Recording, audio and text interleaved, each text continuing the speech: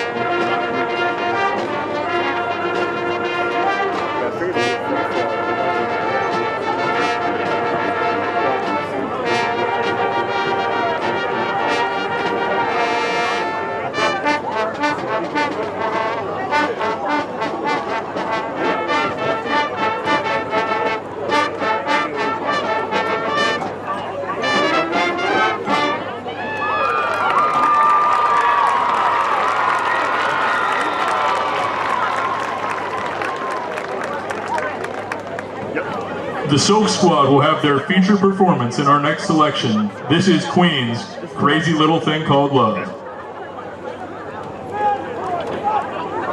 stand up here or you go down the stage? Right. I'm not sitting down here.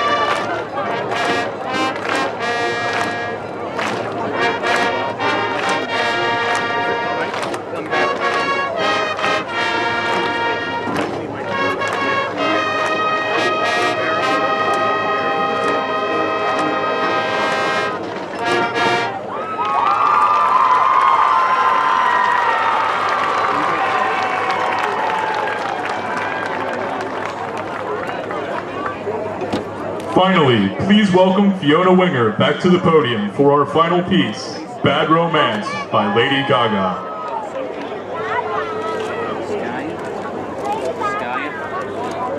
You need it? You're good. I'm good. Right. Thanks. Enjoy. Two.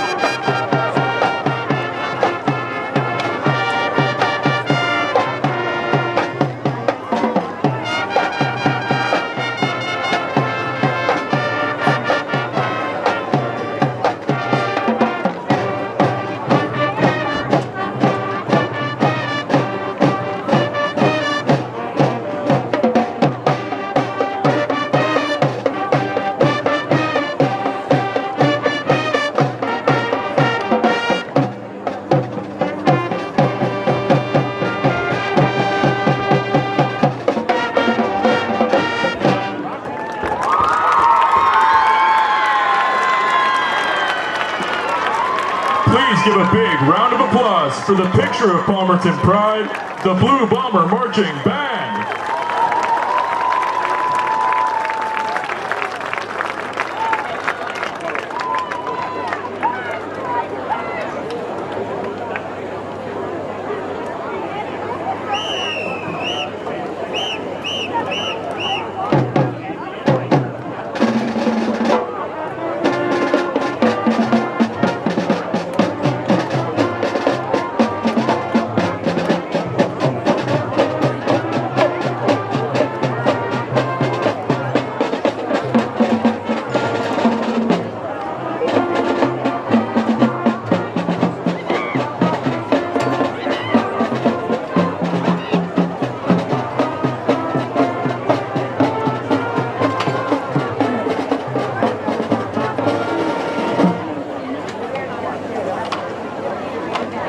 Welcome to Palmerton High School, home of the Blue Bombers.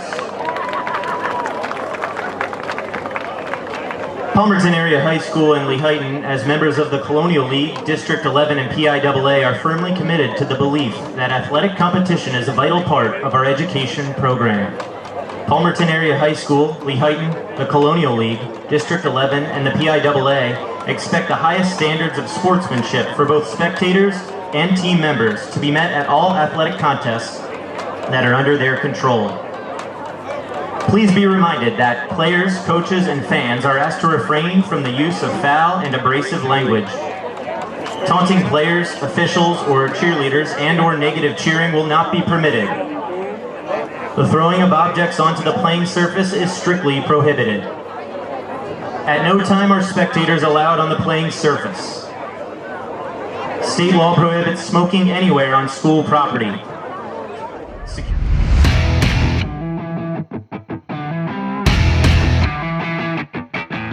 D11 Sports presents St. Luke's Sports Medicine Game of the Week.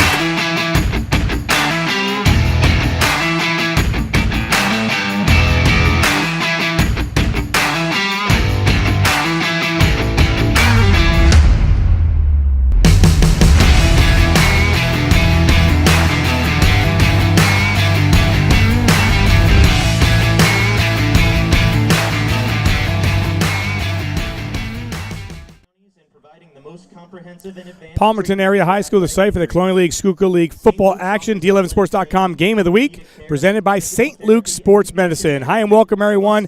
Al DeCarlo alongside Matt Marcus. So glad you could join us as we kick off the 2022 football season.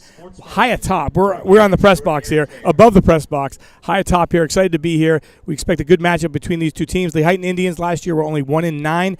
They're in the gold division. Again, they had that little merger, or however you want to call it, with the Colonial League and the Schuylkill League. And from the red division, Palmerton Blue Bombers, they were 9-3. Matt, welcome aboard again, and excited to be here. Absolutely. These two teams opened up the 2021 season. They'll do it again tonight. It's a gorgeous night here in District 11. A lot of excitement on the field and above it. And above it, indeed. Take a look at the Lehighton Indians. Again, 1-9 a year ago. Tom McCarroll in his 11th year, 53, 57-1 overall. They'll be in the 3A classification this year. Their quarterback is a veteran now, you can call him. He's only a junior, but it's Brady O'Donnell. Yeah, valuable experience last year. Second-year starter for O'Donnell, almost 1,400 yards through the air, 11 touchdowns, 11 picks as well. Also carried the ball, ran the ball 70 times for over 300 yards and 3 scores. On the other side, Chris Mokoviak is in his 12th year as the head coach, 50-65 overall. They're also in the 3A classification this year, and their quarterback, not only one of the best in the Schuylkill League in the area in the state of Pennsylvania, Mike Mahalik. He's only a junior, but boy, this guy can play. Yeah, another junior, 2021 All-State as an athlete. How about this? 1,308 yards through the air with 9 touchdowns, all-purpose yards, but doesn't even factor that in. Over 1,800 yards. He had 29 offensive touchdowns, 2 on defense. This guy does it all. 201 points accounted for in 2021. And how about 7 interceptions, which is a school record for a single season. 2 of them returned for a pick. This team will go as far as he wants to take them. No question. We'll see what happens. We will get ready to go. This is a 7:10 start. You're watching our D11Sports.com Game of the Week presented by St. Luke Sports Medicine, Lehighton, Palmerton. Yours next.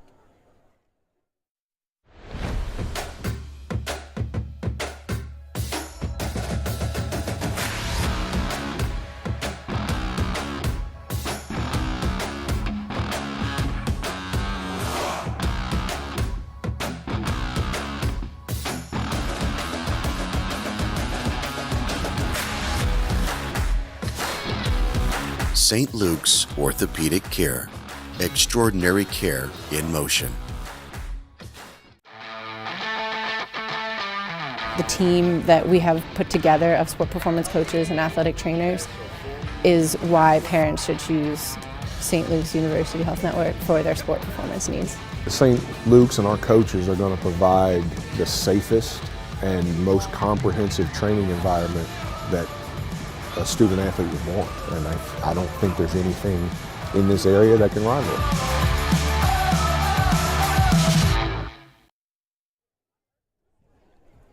it. We are back here at Palmerton as we get ready for these two teams to make their way onto the field for an exciting match, what we expect to be an exciting match here to start up the 2022 season. Obviously, I know listening in from Lockhaven is one of our Lehighton students is Casey Wallace. He was with us for 3 years, and he is now at Lockhaven, and we had a couple other students who graduated. So in comes Derek Moore. Derek Moore is now a sophomore at Northampton Community College. He is a graduate of Allen High School, and he had talked to both coaches, and he has their thoughts. Derek? Thanks, guys. I talked to both coaches before the game. Both coaches are very excited to get their season underway. I spoke to Coach Tom McCarroll from Lehighton, and I asked him what stood out to him this offseason. And he said the commitment to his guys. Guys were in the weight room as soon as the calendar flipped to January, the commitment. The way they came together and the passion that they were working out and attacking this offseason. I spoke to Palmerton head coach Chris Mokoviak, and he said pretty much almost the same thing. Only he's really excited to have his guys back, a lot of his key core players back, especially on offense with the quarterback and many other key offensive players. Both these coaches are excited to get their season underway. It should be a fun and exciting game. Guys, back to you. All right, Derek, thanks a lot. And Derek will be joining us the rest of the night. He'll have halftime interviews as well as we get things ready to go about, again, 10 minutes away. As you know, one thing when it comes to the first game of the season, Matt, is you don't know what to expect. You know, you always talk about it's on paper, but you have great athletes. But, you know, one play in the beginning of a game really could change how the games are. So that's what we always look at as well. Yeah, no question about it. And, you know, these teams have had a scrimmage, but with the rules and heat acclimation and all that other stuff in high school sports, these kids haven't had a whole lot of time to be out on the field. So coaches don't exactly know what they have for this year on their own team, let alone the opposition. Again, just one scrimmage to really get the game film from. So early on, probably a nice feeling out period for both coaches. You know, we talked to the coaches. We had to sleep. You know, I'm the same way. First of all, I don't sleep, number one. And then, you know, you start moving around. You're jacked up all day. You know, you're thinking about it, you know, getting the game underway. I'm getting over here. I'm parking. I'm going, all right, we're up there. You start looking at different things. It's just an exciting time of year when it comes to football. There's nothing else, better than this. You know, we do a lot of sports, and we love broadcasting all the sports, but this is the one sport that really jumps out at us. Well, you have two coaches that are veterans at their institutions to begin with. One 11-year, the other 12th year. So nothing, again, should be a surprise for them. But it's great to still have that childish, I don't want to say childish mentality. That's not what I mean. But, it's a game. And they understand that. And to get the goosebumps and excitement for it, we're feeling it too.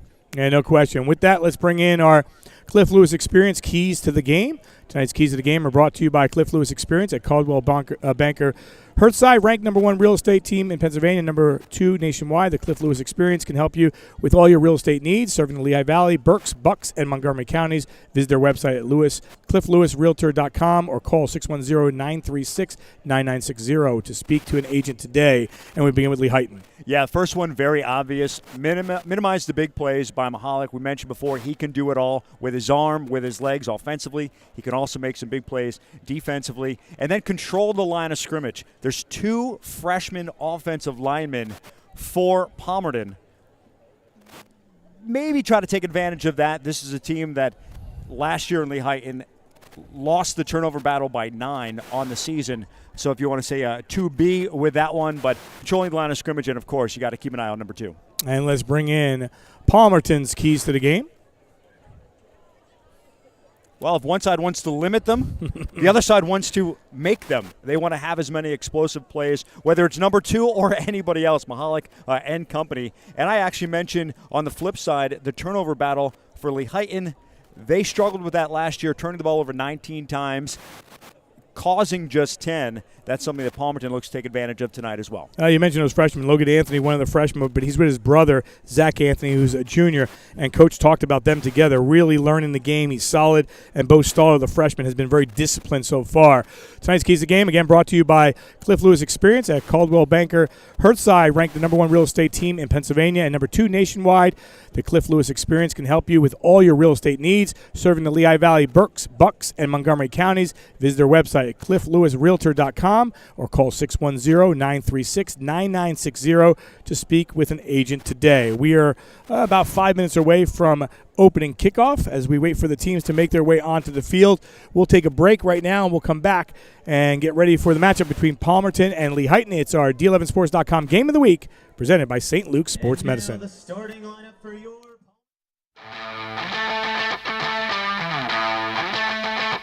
I believe that St. Luke's and our coaches are going to provide the safest and most comprehensive training environment that a student athlete would want.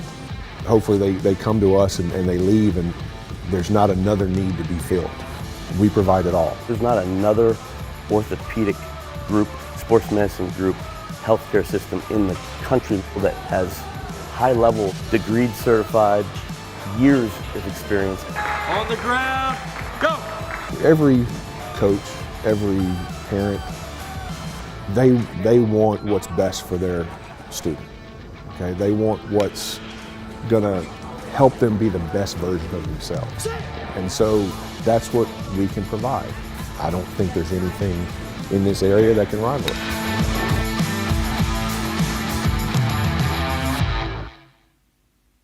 At St. Luke's Orthopedic Care, you can trust us with your hands, feet, shoulders, hips, and knees. Because healthy bones and joints mean you can do more. You can trust us to recommend the right approach to care, including joint-sparing treatments and therapies. And when surgery is the only choice, we offer options to help you heal faster, including technology-assisted joint replacements and muscle-sparing hip surgery. St. Luke's, the orthopedic care you trust, now more than ever.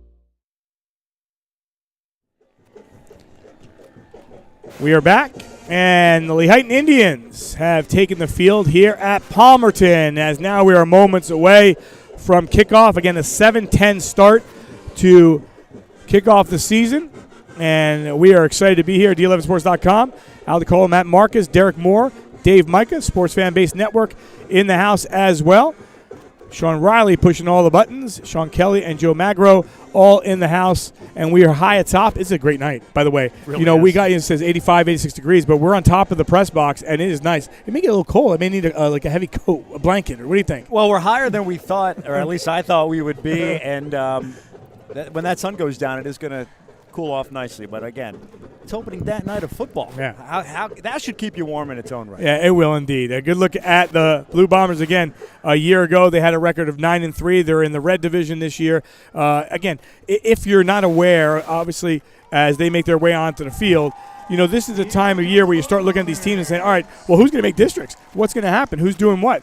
And, it's an opportunity to see it.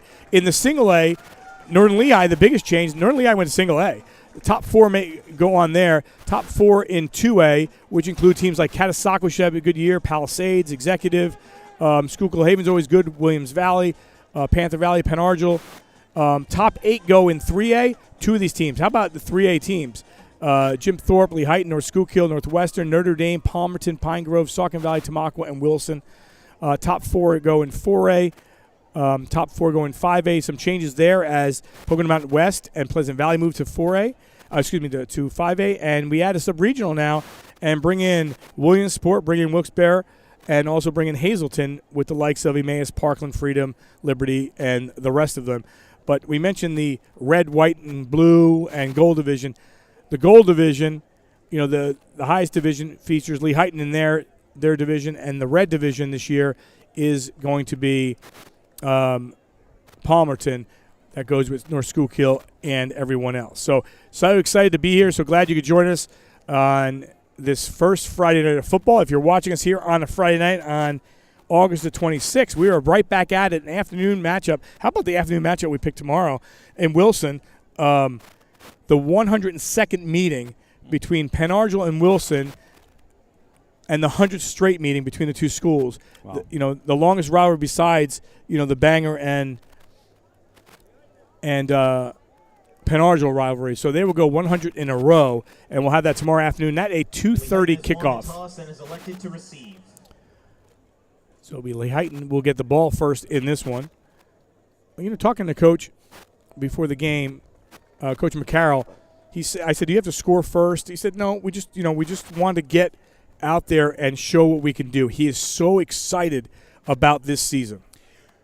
Usually you think that the very first game of the season you're going to be as healthy as you're going to be all year long. That wasn't the case last year. But knock on whatever's near you, he is excited about the health of the team right now. No question. Right now we pause in Honor America with the playing of the national anthem.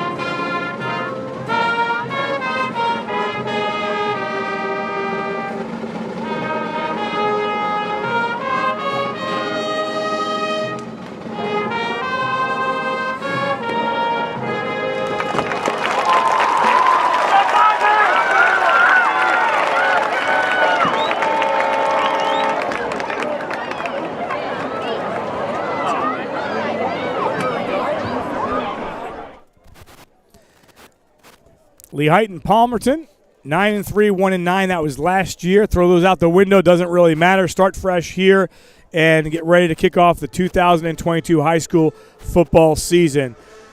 A good look at Lehighton preparing on the far side. And one thing that, we saw the band. in the pregame. We talk about the officials all the time. By the way, the officials tonight, Mike Clempara is the referee, Bo Rogers the umpire, Doug Lascala is the linesman, Jamie Height the line judge, and Chris Brisson is the back judge. You know, you got the cheerleaders, you got the fans, you got the concession stands, you got the coaches, you know, you got the administrators. It brings the community together, football games. Yeah, no question. It's what we were missing a couple of years ago, and hopefully that's long gone. Got a good crowd. Some still trying to file in here up in Palmerton, but it should be a very exciting night here with District 11. They are indeed trying to start filing in. They are way back, almost like into the parking lot. Samantha Berloni is a soccer player, and Coach spoke highly of her. She will do kickoffs and field goals as she gets the season underway, and it'll be fielded at the 32-yard line, and nowhere to go for Dylan Moyer. We are underway, and with that, we'll bring in our starting lineup for the Lehighton Indians. Yeah, we mentioned the quarterback, Brady O'Donnell, Ethan Bucher, Luke Blau, Ian Rarick, Zane Smith, Blake Roberts, Joey Hauser is the center. The rest of the line, Cooper Hartzell, Doug Endy, Wyatt Scherer, and Yadiel Acosta Rodriguez. And that was brought to you by JFR Salvage. So 1st down and 10. They'll start things off at around the 32-yard line for O'Donnell. And on the ground they go on the first play of the game, and not much doing there for Ethan Buchert as we bring in the starting lineup on defense for Palmerton. 7 returners on offense and defense. 6 of them are the same names. For Palmerton in the defense, Alexander Konzi, Clayton Chrisman, Zach Anthony, Bryce Marino, Amelia Gonzalez, Jackson Stein, Ty Sander, Daniel Lusakanish, Dalton Drake, Kendall Robinson, and we mentioned number 2, Matt Mahalik. 2nd down. They'll go 3 receivers far side for O'Donnell. And go right on the ground, and they'll pick up a couple of yards right towards the 35-yard line. Good defense so far. Stuffing, for the most part, the 2 runs for Palmerton. A lot of juniors and seniors. The experience, very heavy. Maybe pun intended when you look at that defensive line. No question.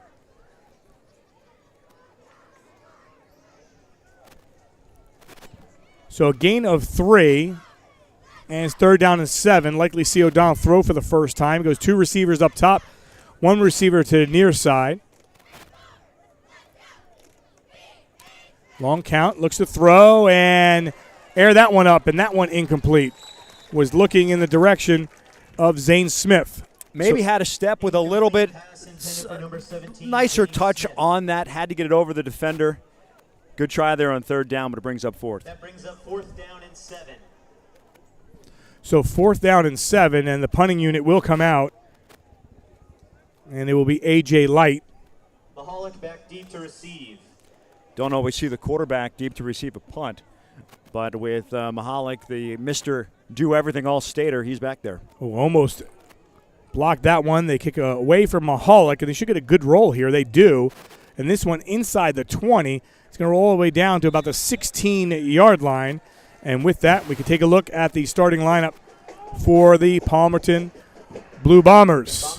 We'll see them make their way onto the field for the first time here in 2022. Again, a lot of these names are going to be the same. Mahalik, the quarterback, Sander Marino, Lusakanish, and Drake, Kendall Robinson, Clayton Chrisman, Logan Anthony, his brother Zach, Alexander Konzi, and Bo Staller. But 2 freshmen with Staller and Logan Anthony, 2 of the 5 on this offensive line. And Lusakanish, if you're wondering, had 35 receptions. And maybe not the way you want to start the season. You know, a timeout needed after the kickoff. And, you know, while we have that moment, we'll show you the defensive starters for the Lehighton Indians. 3 of the 5 returning defensive players are also on the offensive side. 2 teams that, especially with Palmerton on the near side on your screen, there's not going to be a lot of kids on the team, so they're going to go two ways quite a bit. A lot of that on the Lehighton side as well for the defense. Wyatt Shear, Reese Balk, Cooper Hartzell, Luke Blau, Nelson Stanley, Dylan Moyer, Ethan Buchert make up the linebacking core. And then in the backfield, defense backfield, Zane Smith, Ian Rarick, Brady O'Donnell, and Blake Roberts. So both quarterbacks also in the secondary as well for these two teams. So starting things off from the 16-yard line is Mahalik, and Mahalik will go to the ground and hand that one off, and it will be taken there by Bryce Marino, and Marino will get across the 20-yard line. A good start there for Marino. You mentioned Lehighton a couple times of not necessarily having to jump out to have a successful open. Just for their own well-being, though, this is a team that last year was outscored in the first quarter 144-33. So a pickup of 4 for Marino, and the ball just like that at the 22-yard line. Again, they lost a timeout to start things off, and Mahalik is going to take it himself and tries to dive forward, and they'll get up to about the 24-yard line. They'll bring up a third down situation here for the Blue Bombers. Nice job by Dylan Moyer, number 45. Keeping it to just that 2-yard gain. Oh, picture perfect night to kick off the season. How long would it take to get those towers up there? Can you get there? Can you just walk over there? Third down and 2. The ball at the 24-yard line. And Mahalik with that long count will draw the player offside. Little laundry on the field. Wyatt Shear stepped across. Offsides on Lehighton. And that's not what you're supposed to do, obviously, but that's not what you want to do. You have a 3rd and 2. Trying to get that edge to maybe get them off the field after just 3 plays. Now you give him a free first down. And moves the chain for the first down, brought to you by New York Life. 8:55 on the clock. And Palmerton, their first possession here in 2022. The ball sits at the 29-yard line.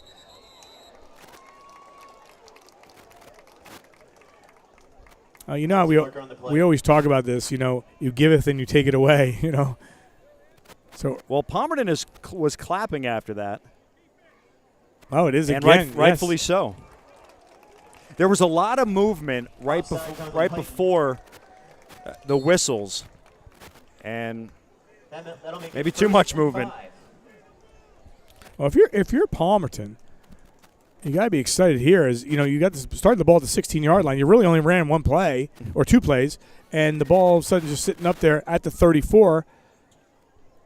First and short, 1st and 5 after the penalty. Mahalik going to throw for the first time. Middle part of the field in traffic. That one knocked away nicely by Buchert. Yeah, looking for Lusakanish, who you would imagine is going to be a target quite a bit. You mentioned the 35 receptions from a year ago, 568 receiving yards, both 7th best in school history. So now as a senior, he's going to be a prime target. Covered very well, maybe even double covered on that one. That's the problem sometimes. You have that stud wide receiver. You look to force it a little too much. 2nd down and 5. And Mahalik's going to take it himself, and he gets bunched up quickly. Tried to find a little seam in the middle part of the field, but could not. And was tackled on a play by Wyatt Shear. Yeah, they brought Ty Sander for the potential end around. Little read option there. And Mahalik decided to take it himself, pick up a couple yards. Maybe just the 1. So 3rd down and 4. Yards hard to come by here in the early going of this game. And that can change quickly. Inside 8 minutes, Mahalik waits. And now here comes the pressure. Gets hit as he throws. That one's up there a while, and that one is complete into the hands of Kendall Robinson for the first down. Brought to you by New York Life, and the ball inside the 25 down to about the 23. Robertson stepped right in front of Blake Roberts. We're going to show it to you again. Blake Roberts is a freshman. He was a wide receiver and a defensive back. Got great position. Actually, Roberts was the one who brought him down. It was Zane Smith, the linebacker, in coverage. And you see the wide receiver step in front. Robinson made a great play on that one and sets up the Blue Bombers nicely. So the ball at the 23-yard line after the reception. As we approach the 7-minute mark, Mahalik has 5 receivers now. And the quick toss across. And powering forward for maybe a pickup of 3 is Ty Sander. Mahalik's pass is completed to number 12, Ty Sander. Picked up by Sander. They're a little bunch formation on both sides. Tried to get the block from Robinson, but good job by the Lehighton defense to snuff that out.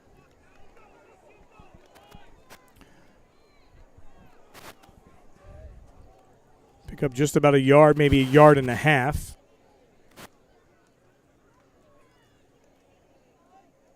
On the ground they go. On the sweep coming across and turning across the 20-yard line down to about the 18-yard line was Sander once again. Number 12, Ty Sander. Lehighton was worried about, obviously you keep an eye on number 2, but number 12 with Ty Sander. Wide receiver turned running back. A couple times he's had the ball. He's been getting the carries out of the wide receiver position, so very versatile for him on this Blue Bomber offense.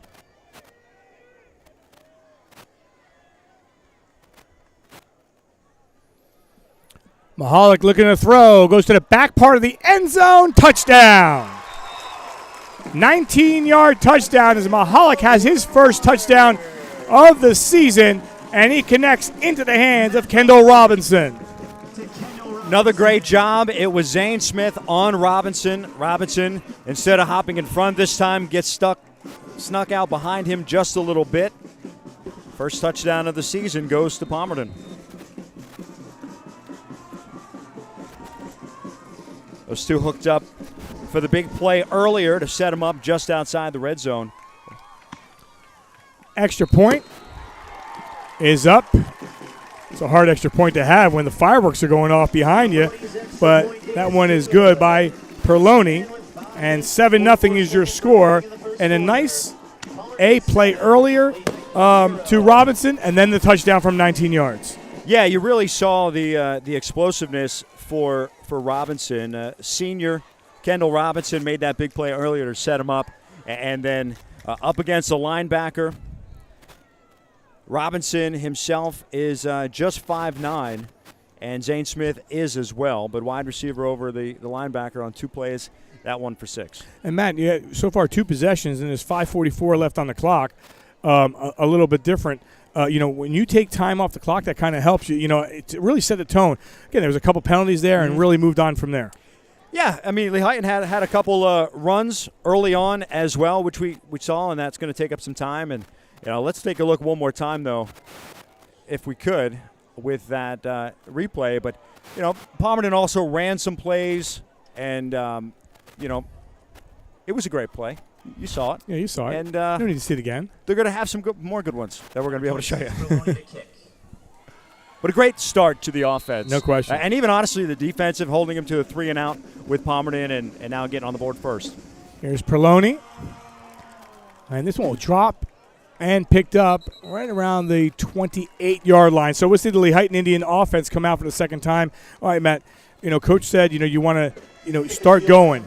You were 3-and-out. You gave a touchdown. It's way early in the game, but at the same time, you want to create something here. Yeah, you don't want to start chasing things. Oh, they scored. We have to score. How about some baby steps?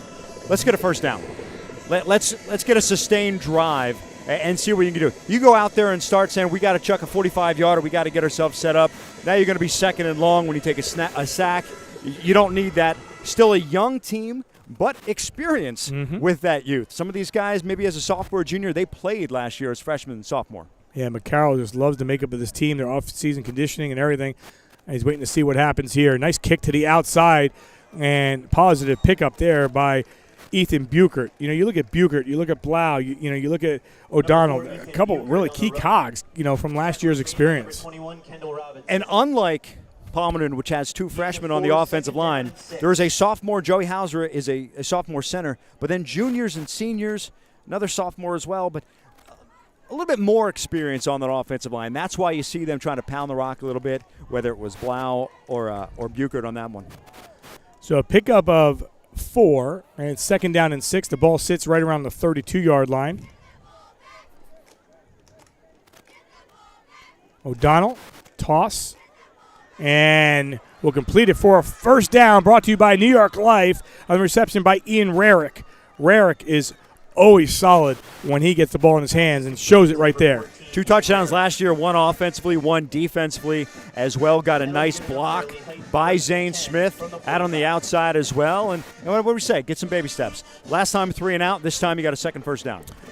You know, when you go to a pro game, you get stuck in traffic, and all that stuff. This is a high school game. This is not traffic. What this is fans continuing to pour in behind us as we have a good view. There's still about 300 fans trying to get in this place. On the handoff and nowhere to go. They go to strip the ball, but down goes Buchert. Good defensive play by the Blue Bombers. Braden Hand, junior defensive lineman, was the first one there. Emilio Gonzalez as well. You're going to have nowhere to go on that one. Lose a couple of yards. Only score of the game came from Matt Mahalik, a 19-yard pass to Kendall Robinson, 7-0. Looking to throw. Again, I'm going to say one of his favorites here is Bucher. Bucher's going to be a part of this offense, everywhere. Running, catching, anywhere he could do, but it'll bring up another third down long situation. Probably could have been stuffed for no gain. Did a nice job of at least getting a couple there. A little bit more manageable at 3rd and 8. You start wondering if you get across the 50, do you start thinking about some things? But again, you don't want to chase. You don't want to make too many mistakes early, and now set yourself up for maybe to be down 2 scores quickly. O'Donnell has a good ball too, from seeing him last year play on a couple of occasions. 3rd down and 8. The ball at their own 47-yard line. O'Donnell looking to throw. Here comes the pressure. He gets flushed out, avoids the first guy, and will connect for the first down and more. All the way down inside the 30, down to the 25-yard line is Ian Rarick. Another first down brought to you by New York Life with under 3:30 to play in the first quarter. Lehighton in business. Daniel Lusakanish had him in the backfield. Great job by O'Donnell. Let's take a look again. Able to get out of that pressure. Put a nice ball into the hands of Rarick, who did the rest, and set him up nicely here. Well, quickly on the count, and they go fast here, was Buchert. Run by number 4, as he gained some yards inside the 25 down to about the 23-yard line. They try to catch them off guard a little bit. Just a gain of 2. But easy to say when it's just their second possession, but the best possession we've seen from them all year. No question. Hey, yeah, that's true. That's true. Now they'll slow things down a little bit and take their time to get the signals from the sideline. So inside 3 minutes from Palmerton Area High School. Blue Bombers on top 7-0. Lehighton knocking on the door as they sit at the 24-yard line on 2nd down and 9 for O'Donnell. He'll stay on the ground and give it to Buchert again. Buchert breaks the first tackle. If anything, maybe gains a half yard, but Buchert on the run. There was a lot of blue jerseys making their way in that direction. Ty Sander and Jackson Stein both came around, and it was almost going to work in Buchert's favor if he can just get past them. They're on the other side of him. A couple other guys brought him down, though, just could not get himself free. See if they go back to Rarick on a 3rd down, assume passing situation.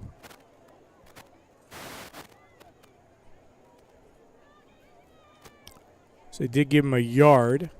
3rd down and 7 from the 22. And Lehighton will offer a timeout to think about this one. Timeout, Lehighton. So timeout comes with just under 2 minutes to play. St. Luke's is the region's largest sports medicine provider, covering more than 200,000 student enrollment and 40,000 student athletes in Pennsylvania and New Jersey, covering 8 counties and providing the most comprehensive and advanced treatment for athletic injuries. St. Luke's offers athletic training, orthopedic care, physical therapy, and concussion management, plus sports performance training for individual athletes and teams. During these extraordinary times, you can trust St. Luke's Sports Medicine to provide extraordinary care. For over 175 years, New York Life has been helping families and businesses with their life, disability, and long-term care planning needs. Whether you have a current coverage in place or in need of reviewing your options, please contact their office in Allentown to find the right plan to fit your needs. Call New York Life at 610-616-4430 today. You know, Al, I wondered if they were going to look for Rarick. He wasn't on the field before, but now he is. So maybe that timeout was to get him some maybe some water or some oxygen after that big play. So you're saying 14's getting the ball here? Is that your? It's a lot easier to get it when he's on the field. So that's a plus right now. 3rd down and 7. Blau in motion. O'Donnell takes a low snap, and he's pressured. Back foot throws, and that one, wow, was almost intercepted by Kendall Robinson, and then almost actually fell in the hands by accident to Rarick. Yeah, a little underthrown, maybe thrown off the back foot with that one. Robinson was seeing a pick for sure. Maybe jumped a little too soon off his hands, and I really thought that Rarick was going to make the play after all. Just bounced a little too far out of his reach. See if they look to his – he was looking at him the whole way. See if he does it again on 4th down. Yeah, they'll go for it here. They're opting for about a 40-yard field goal, so it'll be a 4th down and 7 from the 22. O'Donnell to throw, waits, and that one is caught for a 1st down. It got juggled and tipped, and it ended up in the hands to Ian Rarick. He said he was going to catch it. He does there for a 1st down, brought to you by New York Life. Yeah, let's see if we can see that again, because it certainly looked like the pass was tipped. He was rolling that direction. And he didn't catch the tip pass the play before, but he got that one for another 1st down. Yeah, I think it was Mahalik that may have tipped that one. So now in business, 1st and goal. Great way to answer. Be nice to get some points, but even just to put together a nice drive after giving up a score. On the ground they go, and nothing there for Ethan Buchert. Nice hard run there by Buchert. But Emilio Gonzalez is the one who brought him down. 1 yard loss, 2nd and 11. Loss of 1 on the play. So inside a minute.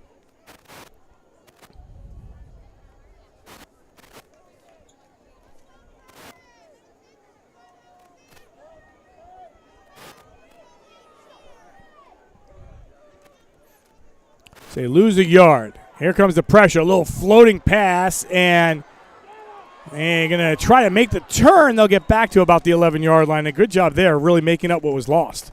Yeah, it looked like they were trying to get a little screen there, but there were still too many defenders behind Buchert, and Kendall Robinson able to bring him down. And it looked like another loss of 1, going in the wrong direction since gaining that most recent 1st down. Yeah, and time will wind down in quarter number 1. Lehighton is driving. Palmerton has already scored a 19-yard pass from Mahalik to Kendall Robinson through 1 here in Palmerton. Blue Bombers up 7-0. You're watching our D11Sports.com Game of the Week, presented by St. Luke's Sports Medicine.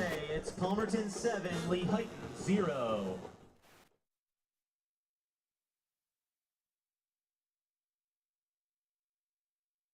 Interested in a medical career? Consider St. Luke's if you want to be a doctor or a nurse. Based in Bethlehem, Pennsylvania, we are the area's only 4-year medical school and the largest provider of medical residencies and fellowships, and the country's longest-running school of nursing. Train at an organization that is nationally recognized in education, patient care, and quality. See why we are ranked the nation's #1 teaching hospital. Where you train matters. The best doctors and nurses train at the best hospitals. St. Luke's University Health Network. St. Luke's knows that trust is the foundation of all relationships. It's earned over time. It's the type of relationship you should have with your healthcare team. While our healthcare needs are different, one thing is constant. St. Luke's is focused on building a lasting relationship with you, earning your trust and putting your well-being first. When it comes to great healthcare, trust is essential. St. Luke's, the care you trust, now more than ever.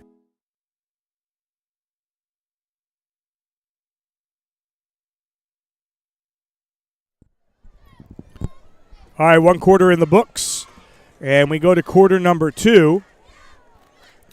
Lehighton has the ball 3rd down and 12. Again, a starting goal from the 12, as they started from the 10. Looking to throw, and that one incomplete. was going in the direction of Caden Meek. And decision time here. Do you want a field goal, or are you going to try to get it in the end zone? I talked to the coach before the game, and he said, we love our kicker, A.J. Light. He's good from 40 in that range, and I think they're going to bring him in. They are. Yeah, if they would have gained, if that pass was complete and it would have been 4th and 5, 4th and goal from the 5, I think maybe you go for it. 4th and goal from the 12, you need points. I like this call right here. So a 29-yard field goal attempt, and that one is up, and that one is good. And one thing that Coach told us, he goes, we think we have one of the better kickers in the league, but we never get a chance to use them. Well, guess what? Yeah. Second quarter of the game, in the first game, you used them already at 7-3. Good drive. Yeah, and like I said, it was a way to answer the scoring drive. You didn't get 7, but you got 3. You didn't come away. You didn't come away empty. And if you go for it on 4th and 12, look, 3rd and 12 was obviously unsuccessful. You have to assume that the likelihood of getting that 4th down was going to be slim as well. You got a good you got a good kicker. See what you got, and hey, you're only down 4 now. What I like about this stadium, when I talked to Kyle Parembo, who's the athletic director here, and we, thank him for his hospitality and have us here at D11sports.com, is this. You're looking at a screen, you see, the kids and the parents on the hill as well. You get a good shot from there. If you're not sitting in the stands, which, by the way, this side is packed, the Palmerton side, you're sitting all around the place, and you can really get a good view of the stadium from everywhere. And by the way, I think I just looked as you look. I think everyone's in now, or almost in. Yeah, if not, they're right there. But yeah, great setting. The field is fantastic. They use this for championship games of various sports. So a jewel of Palmerton. That one fielded around the 9-yard line by Mahalik, and a flag goes in at the end of that play. And Matt, one thing I talked to Coach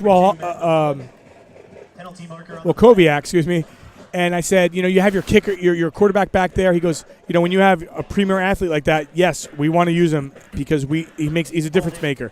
Anything can happen, but and when you see your quarterback back there, you're getting but at the same time, the guy, he's one of their best athletes. He was, all state as an athlete. So we'll see. It was a block in the back on the return. So they're going to move it back a little bit. And, yeah, it's risky. He's already on defense. I mentioned, 7 different players. 7 returning starters are returning on offense and defense. He's also fielding punts, back on the kickoff. Told you he's going to ask him to do an awful lot. And with that, we saw a timeout by Palmerton early in the game on their first possession. Here defensively, it's Lehighton that will call a timeout just to talk things over in this one. Right now, 7-3 is your score. It was a 19-yard touchdown by Mahalik to Kendall Robinson at the 5:44 mark to make it 7-0, and then a 29-yard field goal by A.J. Light. At the 11:52 mark to make it 7-3. Tonight's game also being brought to you by Cliff Lewis Experience at Caldwell Banker Hearthside. Ranked as the #1 real estate team in Pennsylvania and #2 nationwide, the Cliff Lewis Experience can help you with all your real estate needs, serving the Lehigh Valley, Berks, Bucks, and Montgomery counties. Visit their website, clifflewisrealtor.com, or call 610-936-9960 to speak with an agent today. Yeah, they brought us the keys to the game earlier, and one of the keys, of course, was stopping the big plays of Matt Mahalik. And on that first possession, when he ran the ball, they stuck him to just a couple of yards here or there.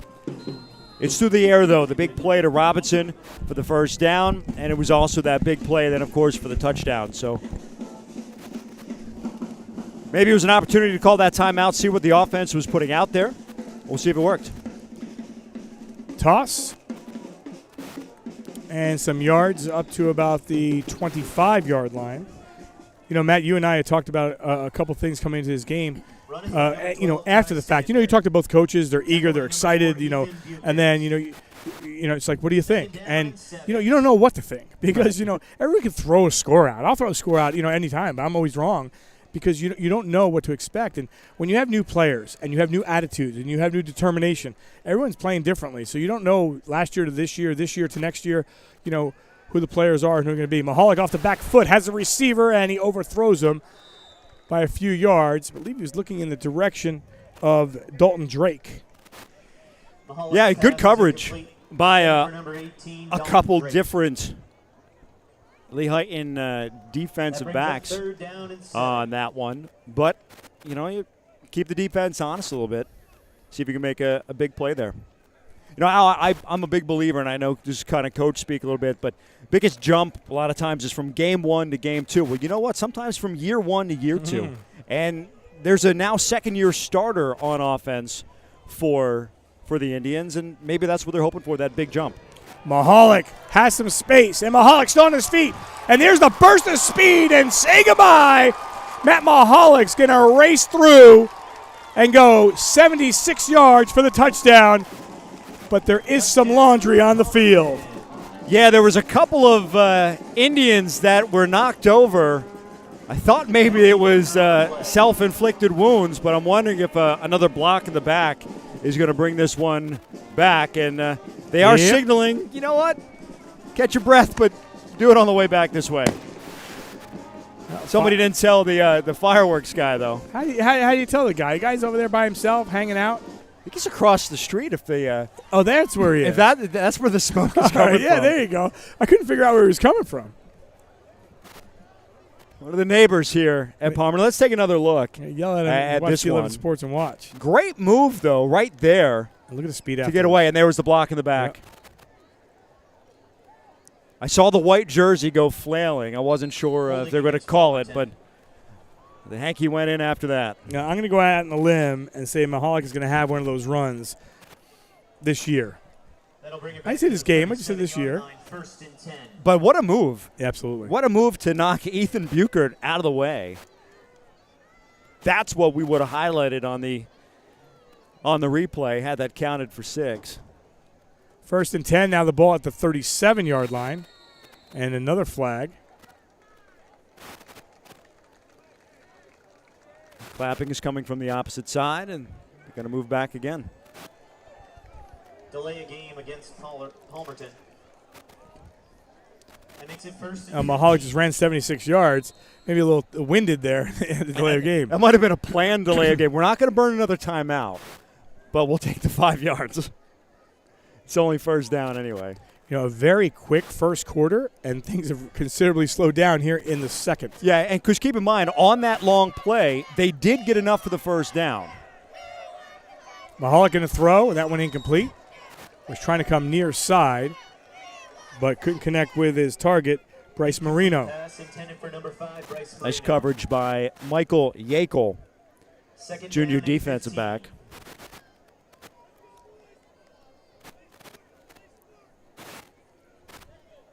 I got to say, we're going to get a shot of this sometime. Again, people have no idea what we're talking about, but doesn't that look like a volcano? Like it could be a volcano erupting in front of us? It does. It does. I think we're a little too close if that does happen. There's just a 10 on the scoreboard, and I don't know exactly. They're missing the 49 seconds. Yeah, having some issues there. Coming to the near side, and the ball was complete to Dalton Drake. It's opening night for everybody, including the scoreboard operators. That's the number 18, Dalton Drake. So Bryce Marino was on the near side, and he was about to set a block. But I think at the last minute he realized it would have been a 3rd block in the back in the last minute or two. So he kind of backed off a little bit, and that's why they couldn't get a little bit more on that. All right, so we get a little stoppage here as they take a look at the scoreboard and see if they can figure this out. We've got 10-23, which might be a guess. I'm going to correct that score there. Palmerton did not score. Pull that one off the scoreboard. I apologize. I actually never looked down to see that it is 7-3 for those just joining us. There's been so much action on the field that we try not to get caught up looking at the monitor, but here we are. Let me tell you. At least we have the full time, though. Yes, we have the time. We're okay there. I don't know if it's right, but we got the We're time. right about there. Right about there. Thoughts so far while we have a pause here in the action, what you've seen really from both teams? Yeah, you know what? All eyes were going to be on number 2, Matt Mahalik, and true to form, he's stepped up. Haven't really gotten too much on the defensive side. He was in prime position for a pick. Did not happen on that one. They actually had back-to-back plays where 2 of their stud defensive players had the ball in their hands, or at least close enough. But I like what I've seen so far on the offensive side. We had that long run, certainly not his fault for getting called back, and we haven't been able to recover since. We keep saying we're high above. People don't realize how high we are. We're high. I mean, we're pretty up. We're higher than the school, which is way back there. Yeah, we are higher than the school. A great atmosphere, obviously, to start things off. There's so many big games in the Valley today and around, and, you started to pick these games and, and see where you're going to go. I don't think you miss with any games because the fans and all that. We talked about that, that atmosphere. Well, you have your interns all across District 11 anyway, so we got our fingers on the pulse everywhere. But, you got a game here with Palmerton. Came so close last year, runners-up in 2A at the time in District 11, so a lot of excitement for them. And, hey, 1-9 on the other side. Look, that 1-9 can be very deceiving. This is not 2021 anymore. No, not at all. They are still working on that scoreboard. And the question is now what they'll do with the scoreboard. What we'll do is we'll take a quick break. We'll come back, and hopefully they have it fixed. If not, I think they'll probably use it on the field. We'll have to wait and see. You're watching our D11sports.com Game of the Week presented by St. Luke's Sports Medicine. If you're wondering what the score is, it is 7-3 Palmerton. Back after this. Do you suffer from nagging neck or back pain? The St. Luke's Comprehensive Spine Program can get you better, faster. We're easy to access and don't require a referral. We'll call you, discuss your symptoms, and put you on a path to healing with the most appropriate provider. Call 1-866-ST. Luke's, option 6, or fill out the online. We are back. They are going to keep the time on the field as I thought. Mahalik has a lot of time. Middle part of the field, and he'll connect for the first down, or close to it. No signal yet. It is a first down brought to you by New York Life. A lot of time in between that last play, and he gets the completion. And it looked like Mahalik kind of dropped his arm angle, threw it from almost like a sidearm there to rifle that into Drake, who knew exactly where to turn. He was right in that first down line and got that first down. Okay, so our time is going to be as close as we make it to be because it's being kept down on the field. And they'll stop the clock here. Well, yeah, we'll stop the clock here. Actual scoreboard is malfunctioning, to say the least. You think? The only thing right. What's the score, Matt? Come on, look at it. What do you see? It's 7-30, 7-90. The only thing right is that 7 under home, and I think the 9 for the minutes. Okay. And go Bombers up top. Do you need anything else? Up here, no. All right, back to action here. I keep looking at the scoreboard to see what down it is. It's first down. Mahalik, he really loves that middle part of the field. And another maybe 9.5-yard pickup. They'll call another first down. And that's Robinson. Another first down brought to you by New York Life. So back-to-back first downs after a touchdown by Mahalik was called back. And now they're just going to turn things off. Maybe they're going to try the turn it off, turn it on method with the scoreboard. But so you're going to wait a minute and it'll be perfectly normal. You got to blow on it. I never believed that thing, and it actually works that way. Absolutely. So we know what's going on. We've got the score. They've got sticks on the far side that tell us what down it is. We're going old school. That's it. First down 10 from the 42-yard line. On the ground they go, pushing forward, and a nice solid pickup by Ty Sander. Yeah, and that's what the last 2 plays have done. You have to be careful about the arm, whether it was hitting Dalton Drake or Robinson. Now you have to be worried about the pass. Hand it off to Sander and see what happens. Decent pickup on first down. Second down, the ball goes down to about the 36-yard line for Mahalik. Quiet here at Palmerton after that scoreboard went down. People trying to figure out Mahalik has space. Now bust to the outside. And Mahalik inside the 15, 10-5 touchdown. And the flag again comes in. I think they're going to go with a blindside block there. Which may have not been needed. Dalton Drake, I don't think he needed it. So another block in the back. Third one that we've seen, second one on this drive that's going to take 6 off the would-be scoreboard. Maybe they'll discuss and pick it up.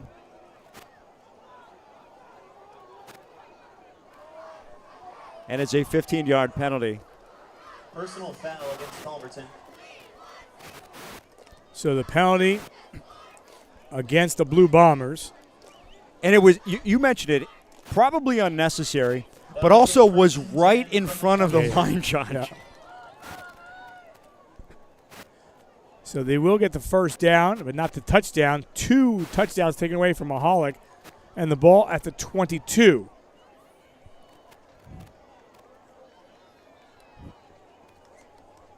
Mahalik rolls. Here comes some pressure from the backside. Has a receiver, and a nice catch for the touchdown. A 22-yard touchdown into the hands of Kendall Robinson. A gorgeous throw by Mahalik. Great catch by Robinson on the other side. He was rolling out to that side. Robinson able to get a step again on Zane Smith. Very similar the way it was drawn up to the first touchdown. We'll take another look. Great rollout, couple steps in front of him. Up with the 2 hands, plenty of space. And finally, a second touchdown is scored on this drive. The extra point is up and good for Samantha Perloni, and it is 14-3 in favor of the Blue Bombers. Right around the 8:05 mark. Oh, guess what? We've got a scoreboard, folks, at the 8:19 mark. We weren't too far off. No, not at all. Especially with some confusion with the stoppages right there. But fireworks going off again, this time correctly. And the fireworks. During our little stoppage, you asked what we saw. We were talking, of course, about Mahalik. And, a couple of times here, and even on those drives that the plays where they were brought back, still got first down yardage, helps out his all-purpose yards, but sets his team up nicely. But great touch on that pass. No, the scoreboard was on just enough for us to get our exact time. But hey, every now and then, if you want to work for us, that'll be fine. Yeah. Sean Riley has it. He's keeping it here. I want to thank Sean. Should I say Sean squared now or what? You have Sean Riley, Sean Kelly, Joe Magro, Sports Fan Base Network, again in with us for another season. I want to thank Ari Bluestein and everyone, Sports Fan Base Network, who will be with us and helping with the cameras. Down in the field is Derek Moore and Dave Micah. Right now it is 14-3 in favor of Palmerton. Perloni boots this one, and we'll get it down to about the 22-yard line. And gaining a few yards is Zane Smith, and flags come in at the end of that play. Could be a late hit with that one. It didn't look like much, but flag on the play. A couple times now that we've seen special teams penalties, and it's actually going to be against Lehighton.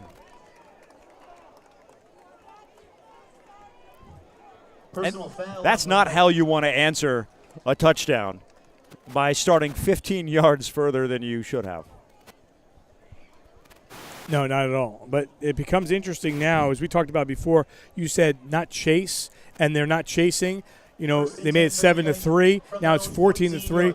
One thing with 8 minutes on a clock is you want to put yourself together in a drive that even if you don't score, Palmerton doesn't score. You like to go in the locker room 14-3 or closer. If you can do that, more power to you. That's kind of a successful first half. You don't want to go 3 and out, but let's be honest, this Palmerton team doesn't need a whole lot of time either. Buchert, they lost him in the backfield and gets back to the line of scrimmage. Well, he was about to lose about 6 or 7 yards. Did a nice job of getting out of that. Barely got back to the first down line, but able to do so. But I completely agree with you. You don't want to have a 3 and out here. You don't want to give them the ball with 5 minutes to play. They might score twice in that time frame. Nice sustained drive, get some first downs, but you can't get a drive without that first down, and now it's 2nd and long. Wow. Actually, that faked me out. So Donald still has the football, and still powering forward. He'll end up being about 2.5 yards short. Everyone went towards Buchert. So did I. Makes the play. Yeah, Brady O'Donnell held on to that one, kept it for himself. And now a much more manageable third down. He got just under 9 yards on that play. Down and 1.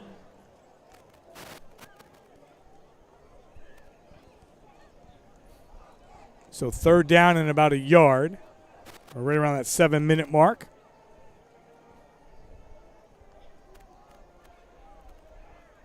O'Donnell with Buchert in the backfield. That ball, he lost it. I think his knee went down. It did. I'll bring him back to about the 19-yard line. Yeah, and that's unfortunate on third down there to lose a handle of it. And then you obviously, just like in college, put your knee down and you're down. And now you're going to have to punt it away, and there's 6.5 minutes to go. The very dangerous Matt Mahalik back to receive.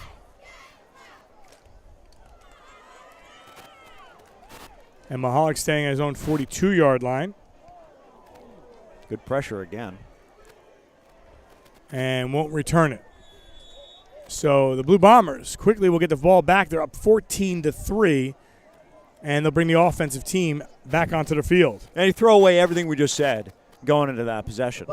Because, what was it, 7 minutes left? Now it's 6:11. And Palmerton with the big playmakers. I mean, the quick strike ability, if they get out of their own way, is certainly there. They had what would have been a 70-plus yarder brought back, a 40-plus yarder that was brought back. This team can score in a heartbeat. Now, actually, they put 5:24 on the clock. So even though it looked like it was right, apparently it wasn't. Or is it? Well, we got a thumbs up from the officials. 5:24. So okay. We're going with it. All right, so the Blue Bombers with the lead, 14-3. Back to action here. They'll start things off from their own 44. And they'll toss it to the near side, and busting a tackle and gaining some yards is Robinson. Anything that's coming in his hands or near his hands, he has made the catch and then some. Yeah, nice spin move on that one as well. Was probably going to be dropped for at most a gain of 1 or 2.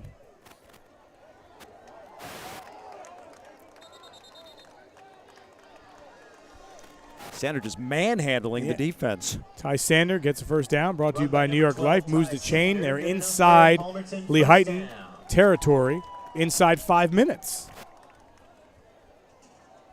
Plenty of time, nothing to worry about. They did burn a timeout earlier in the game before they've even taken an offensive possession, but not necessarily something that's going to hamper them, you would think.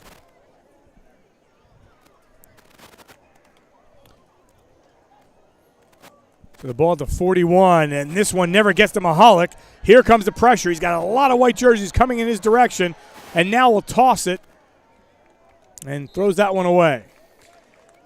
Yeah, he was a good 25 yards behind the line of scrimmage. As you mentioned, a lot of white jerseys giving chase. And the smart thing for him is get as close to the sideline as possible, and then when he threw it, make sure it was going to get to the sideline. Last thing you want to do is have that busted play. And to his credit, when he got the ball, he stayed upright. He didn't go down to a knee, or else it would have been a loss of about 15 yards. So 2nd down, 10 from the 41. Oh, wow, just waits. I don't know if he's going to get him. He is! 41-yard touchdown. Mahalik waited and connects with Daniel Lusicanish. To number 23, Daniel Lusicanish for 6. We'll take a look at that one. Great touch on the pass. We've said that a few times. And Lusicanish got a couple of steps in front of the defender. And a kid who had 35 receptions last year, 7th most in school history, he wasn't going to drop that one. Shows a little burst of speed there by Lucicanich because I wasn't sure if he was going to get there. I thought it was maybe a step behind, and instead connects 41 yards at the 4:16 mark. And Palmerton, here the extra point is good by Samantha Perloni. They lead by the score of 21-3. So Mahalik, who had 2 rushing touchdowns taken away because of penalties, has now 3 passing touchdowns. So the only thing that I would say that I noticed, as we get a great shot of the fireworks from across the way, you talked before about Mahalik doing it all and kind of risky.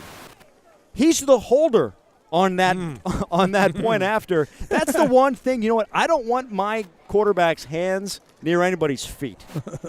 But it was good, and good for the 3rd time tonight. So stoppage with 4:16 on the clock. St. Luke's is the region's largest sports medicine provider, covering more than 200,000 student enrollment and 40,000 student athletes in Pennsylvania and New Jersey, covering 8 counties and providing the most comprehensive and advanced treatment for athletic injuries. St. Luke's offers athletic training, orthopedic care, physical therapy, and concussion management, plus sports performance training for individual athletes and teams.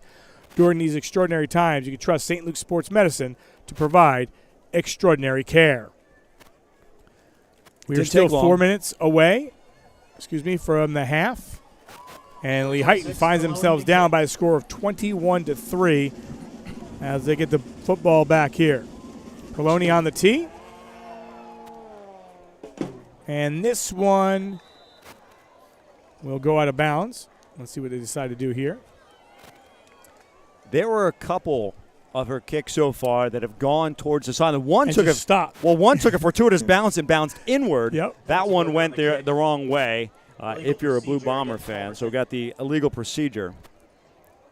But we saw that Palmerton drive. I guess we don't officially know because the clock changed so much. But let's call it a minute and a half, 2 minutes.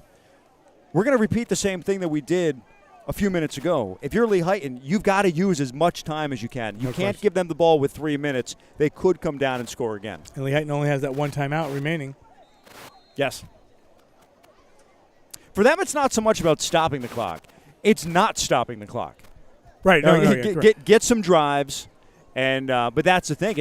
If you give Palmerton 2.5, 3 minutes with their 2 timeouts, they're going to have time to get down. And we mentioned both these teams are very confident in their kickers. Even another 3 is good. Near side, that one almost got tipped. I thought it did, and it did get in the hands of Joe Roth, but not much on the pickup. Yeah, a couple of times Palmerton's been able to knock the ball, at least get a hand on it, but not really knocking it down. But if you're Palmerton, you're fine with a 2-yard completion. The only thing it does is it keeps the clock moving as opposed to a stoppage with an incomplete pass. So that probably benefits Lehighton. But 2nd and long here, you got to get some positive yards. You got to move those chains at least once, but 2 or 3 times would be nice. 2nd down and 8, the ball at the 37. Thought they came a little quick, maybe not. And driven down to the ground is O'Donnell all the way back to the 25-yard line.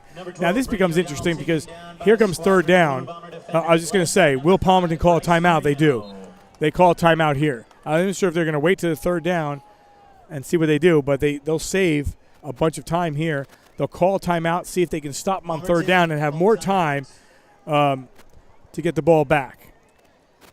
There was a host of Blue Bombers swarming the quarterback O'Donnell with that one. They're going to credit Bryce Marino with it. Emilio Gonzalez was there, but we could probably rattle off about 4 or 5 of that. The entire defensive line. It really got in the eyes of the quarterback.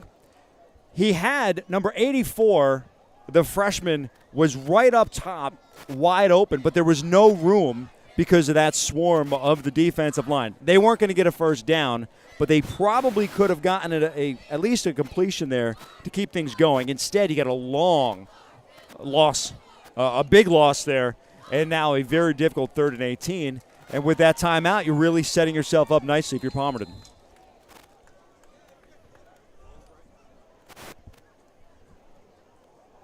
So the ball at the 27-yard line. Here comes the pressure again. O'Donnell nowhere to go. And again, he goes down. I believe it was Clayton Chrisman that came in and took him out. Yeah, so now you fourth and a mile. Yeah. 4th and 22 officially on the scoreboard. But there's those little things. Yeah, and I was just going to say, Palmerton does not call a timeout there because they know now they have that one timeout if they need it. They have Mahalik trying to return it. They've done a nice job of staying away from him. Last time, though, it went out of bounds. Mm-hmm. But they've been kicking away, and we're going to have to try that one again. But you see Light there. He's coming on kind of the rugby-style punt. He's coming towards us, which his hope then, and this might be what he does all the time, but the hope then is to put it on the near sideline. If it goes out of bounds, great. If it can get down, keep it out of the hands of number 2. Yeah. With that, now he's inside Lehighton territory already after the penalty. And they've been close twice on the punts. Watch the pressure here. So 4th and 27. A.J. Light takes the high snap. Here comes the pressure. Again, they got close. And really no reason to try to field this. The ball is going to go right to the 45-yard line. Man, were they close. Bo Staller was right there, I believe. Number 43, Michael Yackel. I want to thank Cliff Lewis Experience at Caldwell Banker Hertside, ranked as #1 real estate team in Pennsylvania and #2 nationwide. The Cliff Lewis Experience can help you with all your real estate needs, serving the Lehigh Valley, Berks, Bucks, and Montgomery counties. Visit their website at clifflewisrealtor.com or call 610-936-9960 to speak with an agent today. So the ball at the 45 for Mahalik with just over 2 minutes and 30 seconds. He'll roll. He has time. He waits. Now here he nowhere to go and still will throw that one away. That's one thing with Mahalik. He's going to wait and wait and wait until he has to throw that ball away.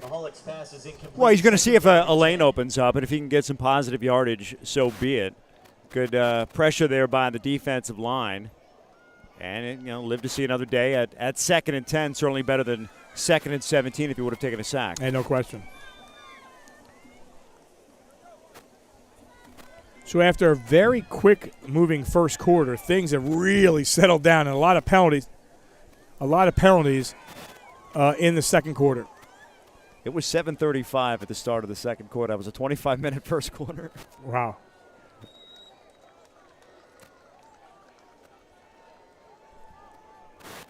So get back to the original line of scrimmage and bring up a 3rd down. Tackled by number 42, Max Bergdahl. Well, and you figure at this point you're on the good side of the 50. Depending on what you do here, even if you don't get the first down, your defense is giving you no reason not to go for it on 4th down there as well. And there's not a lot of time left anyway. Under 2 minutes now.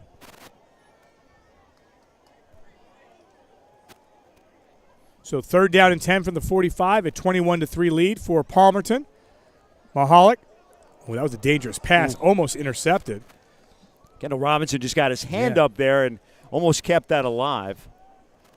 And it looks like it was Ian Rarick who had an opportunity to make that interception. That'll make it 4th down and 10. So they use Mahalik here to punt. But anytime you have a quarterback back there, anything is possible. But if you're Mahalik, you just want to pin him back there, and they have to drive as much as they can with about a minute and change. That's a high snap and a good boot. This one will get a solid roll, and they can get this one. Can they or no? If this wasn't a home game, I would have assumed he drove the bus here, too, because Mahalik has done everything. Well, I mean, the parking lot's back there, so he could have drove the bus to here. It's fair. What's the problem? Touchback on the So about a minute and 30 remaining in the first half. 21-3 your score. Recap the scoring at the 5:44 mark. A 19-yard touchdown by Mahalik to Kendall Robinson made it 7-0. That was the only points of the first quarter. Second quarter, 8 seconds in, 29-yard field goal by A.J. Light to make it 7-3. Then at the 8:19 mark, after a 76-yard touchdown was negated and another touchdown negated to Mahalik, he went 22 yards to Kendall Robinson to make it 14-3. 4 minutes later, 41 yards, Mahalik to Daniel Lusakanish, 21-3. And that is your score here with about a minute and 30 seconds left. And O'Donnell delivers. And he has a receiver and then some. A first down brought to you by New York Life into the hands of Christian Salerno. Salerno, senior wide receiver, also did a nice job of got out of bounds. And you never know. You still have one timeout. You get a couple more of those plays. Maybe catch the defense napping a little bit. See if you can come down. You trust the kicker. See if you can get 3 more. He said distance 40-45. Again, you get some points out of this drive. It'll be huge, but you just don't want to press and have it go the wrong way for you. O'Donnell looking at Bucher. Now going to the middle part of the field, and he will connect for another first down. And still on his feet, still pushing forward is Luke Blau. So Blau with another first down. Brought to you by New York Life. Whether it was Blau or Bucher, we've seen 2 guys that are extremely tough to bring down. Now you're Lehighton, you're in business. Waited, and now down to the ground. And Lehighton maybe will have to call a timeout here. Quarterback taken down by number 40, Jackson Stein, and number 75. They opt not to take the timeout. Clayton Chrisman and Jackson Stein. I think it was Chrisman that got the whole body on him to bring him down. So Lehighton does take the timeout. And take a look at the play before this one that got Lehighton in business. They were going so quick, didn't have a chance. But look, from the 45 all the way down to the 35, 10 yards, the yak, as they say. But he was 10 yards with 2 guys on him. I mean, that in its own right, those 10 yards is enough for a first down. Normally. He got that extra first down with 2 guys on his back. And now, he took the sack right after, so it was a little deflating after that. But, that's the difference. Still 53 seconds. Now, you're out of timeouts, but you work the sidelines. That's it. Maybe take a shot midfield. You can still stop the ball. And with that kicker, there's a good opportunity here to get a couple points. I mean, obviously, you would like to have 10 there going into the locker room. But if it ends up being 6, you have at least some momentum, driving through. So we'll see what happens here. So the loss of 2 after the big first down. There's 53 seconds left on the clock. Second down and 12. The ball sits at the 37-yard line for O'Donnell. And that one in and out of the hands of Salerno. Little too high, and that's what you have to be careful with. We've already seen Palmerton get their fingertips on a couple of passes. That time, off the hands of Salerno, it sets, kind of floats softly down to the ground. But if there's a blue jersey there, that could be dangerous. You don't want to take yourself out of a play here. Big third down, though, because right now you're not kicking a field goal.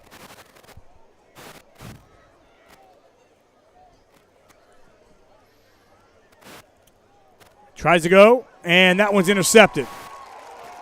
And some space here for Palmerton. Still on his feet. Oof.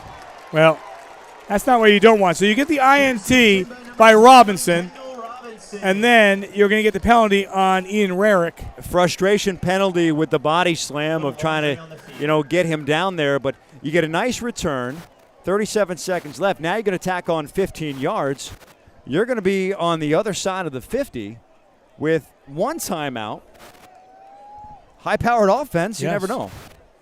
That was WWE takedown, by the way. I just want to throw it out there. Coach's not going to like it, but it is a Friday night. But we've seen a couple of frustrating plays here, and the penalties that you just can't afford. And you hate to say it, but sometimes this is why you're coming off a 1-9 season with situations like that. There's a huge, huge penalty here. Again, we talked about 21-6, 21-10.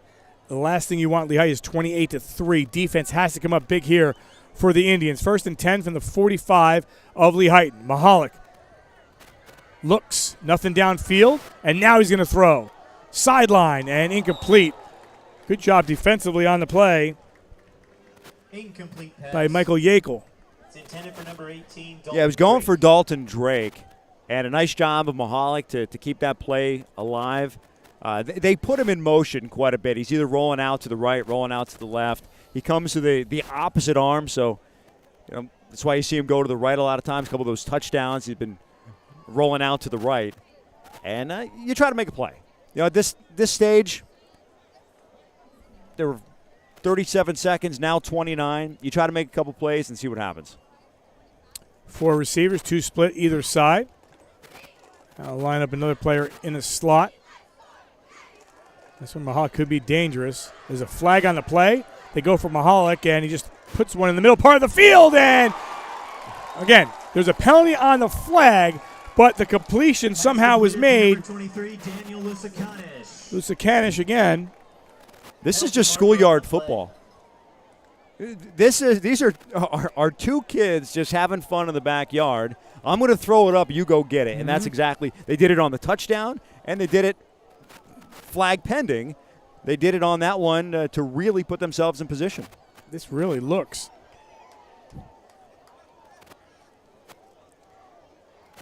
It was against Lehighton and declined.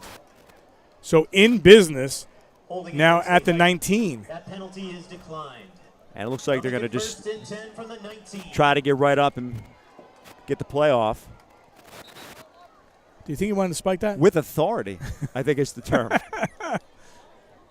Maybe we can show that long play again. And I thought you wanted to see that spike. I didn't know. If we can get them both, great. See, Mahalik could have been brought down there. A couple of guys on him, gets drilled, and he just puts it up where only the receiver, honestly, great. If Bucher had turned around, he might have been able to pick that off too, but what a play. So second down from the 19. Mahalik, here comes some pressure. He saw it and jumps over 2 defenders. Mahalik inside the 10, tries to go out of bounds, and Number 2, Matt Mahalik. They'll stop the clock with 8 seconds. And a timeout here for Palmerton. So Palmerton will use their last timeout with 8 seconds. You have time for one play if you want it, or do you just go to field goal here? Honestly, you're up 21-3. I mean, this is video game talking. I go for the touchdown. What video game are we talking? Well, I mean, just, playing a video game where you don't punt. You're a kid, you're playing video games. I didn't know if you're going back to like Sega or, in television or, we're that kind of age group, right? Well, not really to you, to me, but I think I might be a little bit. But, well, I mean. All right, I'll bring you back to Madden, all right? Yeah. I wasn't sure what we were allowed to say, so I just stuck with the generic video game. But, yeah, you're playing Madden, if I can. You don't punt. You don't kick. And I don't mean this any disrespect to the other side, but you're saying, all right, I'm up by 18. The field goal would be fine, but let's see what we can do. We've got offense. We've got some guys who can make a play. And if you do it within 7 seconds, you might still have a chance. You may still have a chance. Yeah, I agree. You may still have a chance. I'll tell you what, though. Mahalik should have gotten out of bounds. He fought for an extra 1 or 2 yards. And if he skips out at the 12, you have 13 seconds and a timeout still. So the ball at the 10. Mahalik with 5 seconds throws and touchdown. So they get the 10-yard touchdown. And if he drops that, there's 3 seconds left, and you're kicking a field goal. But third touchdown of the day for Kendall Robinson. We'll take a look again, rolling out to the right as we've seen all along. Great attempt by the defensive back to try to knock that down. Perloni to attempt the extra point. That was a tight window Mahalik had to get in there, and to his credit, what a throw. Well, we talked as Perloni connects for her 4th extra point. We kept talking about, and it was at the, 7-minute mark in that range where, okay, you don't want to give the ball back. You want to see where you're at. It was 14-3, yeah. And now it's 28-3, and really you just kick the ball away and you go into halftime with a nice commanding lead. You said it. You're going to go for it here. Right when he rolled out, you knew it was going to be the last play one way or the other. And it was a great catch and almost a great defensive play as well. And Mahalik now with 4 touchdown passes. Not a surprise seeing this from a player of that magnitude. No, and you don't want to pile on, but let's be honest here. Those 15 yards after the interception, it was huge. Oh, no doubt. You know, not to say that different plays would have been run and maybe they still punch into the end zone, but they would have had the ball about the 40-yard line, and now instead they go to the plus 40, 45. Like, you can't do that. You can't make those kind of mistakes and give a team like this the ball with a little bit of time and 15 extra yards. Well, 28-3 is your score. They'll kick this one off. Number 26, Perloni to kick. And Perloni has it on a tee once again. If you're Lehighton, all you're hoping for is maybe you can get a return and get some momentum. Little pooch kick. Actually, there should be, 2 seconds on the clock, so they'll be able to run one play here. Or do you take a knee? Now you're at your own, 33? Yeah, either or. The last thing you want to do is put the ball in the air and have another interception which could potentially get run back for a touchdown. But at the same time, you also have nothing to lose. Look, you're down. You go in the locker room at the moment, down 25. You run a play, and you see what happens. 28-3.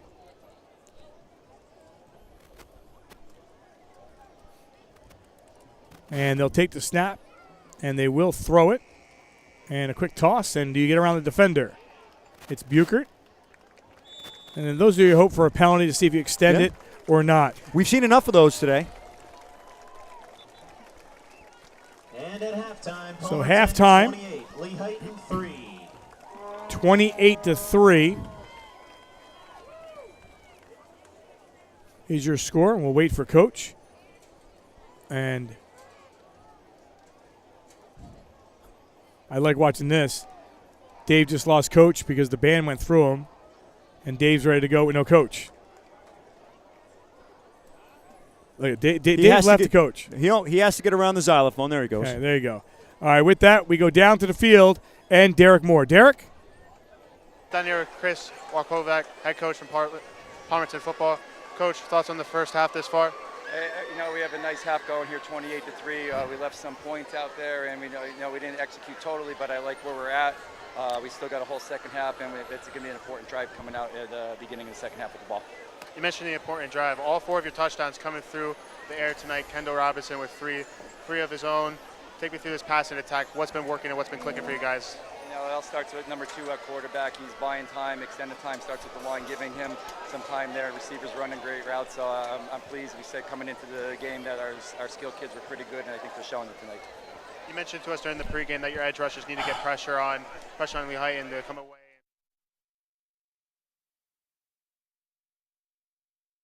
So far, we got second quarter. I think we really did a good job with that. So I like where we're at again, but we have room for improvement. Thanks, Coach. Good luck the second half. Thank you. Guys, back up to you. All right, Derek, thanks a lot. And, Coach, thanks for taking the time at the half. And it is 28-3 in favor of Palmerton. You're watching our D11sports.com Game of the Week presented by St. Luke Sports Medicine. Back after this.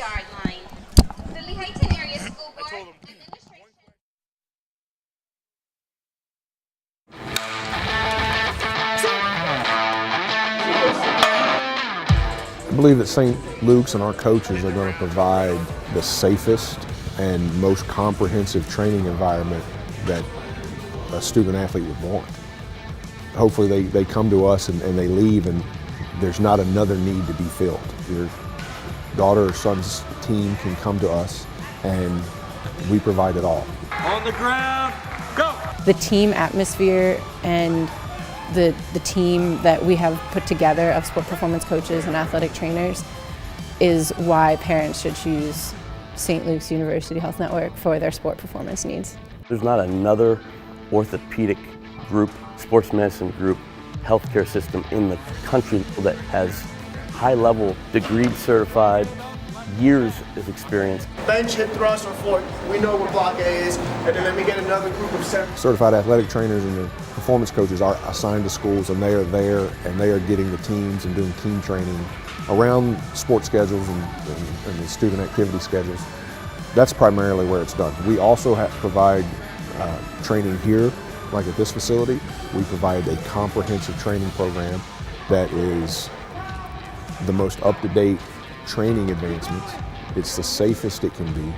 We got our A walks. Remember, good. Not about gimmicks. Our guys are all educated and have the science behind what they're doing, a rhyme or reason to what they're doing. And we have leadership that will make sure that we're going to provide the best service there is. We actually care about your kids. Focusing on getting my butt back and my chest up. People don't know how to use this stuff, and so you need someone to teach them and to help them navigate it in a way that's going to be productive, that's not going to hurt them. They trust me to put together a workout, and they're always asking questions about it, which is great. You know, I wanted them to have that trust that, you know, I'm going to help them succeed on and off the court. Every coach, every parent, they want what's best for their student.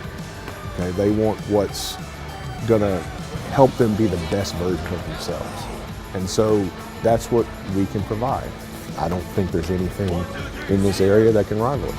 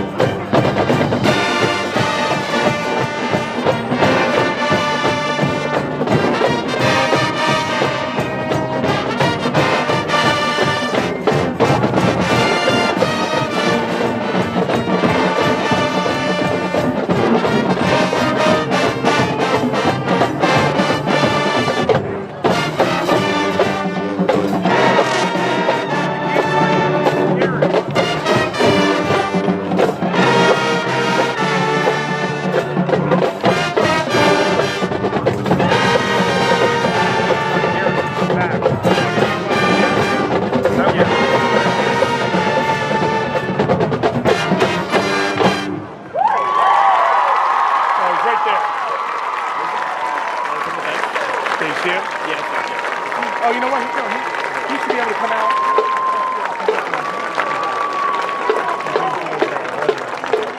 Good job, Lexi!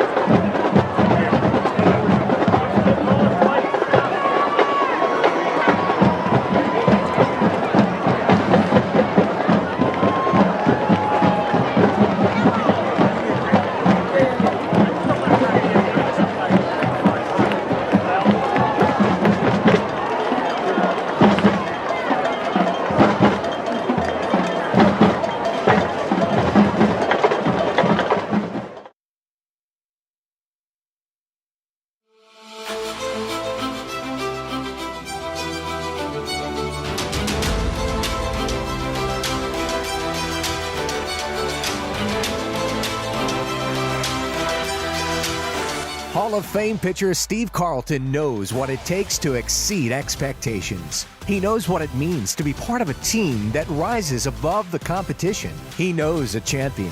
Steve Carlton knows St. Luke's Orthopedic Care. The team that we have put together of sport performance coaches and athletic trainers is why parents should choose St. Luke's University Health Network for their sport performance needs.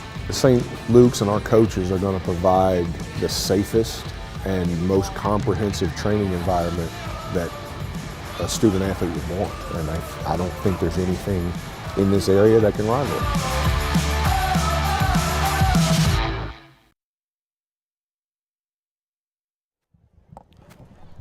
We are back. 28-3 is your score. So glad you could join us here on D11sports.com as we kick off the 2022 season. And a quick shot of us up here, if we can, because we realized when we went on the roof, oh, by the way, hey, it's dark up here, so I'm going to light you up. There you go. There's Matt. All right, there we go. I was going to say, we never look better in the all dark. Right, back down to the field as we get ready to go here for the second half of action. St. Luke's is the region's largest sports medicine provider, covering more than 200,000 student enrollment and 40,000 student athletes in Pennsylvania and New Jersey, covering 8 counties and providing the most comprehensive and advanced treatment for athletic injuries. St. Luke's offers athletic training, orthopedic care, physical therapy, and concussion management, plus sports performance training for individual athletes and teams. During these extraordinary times, you can trust St. Luke's Sports Medicine to provide extraordinary care.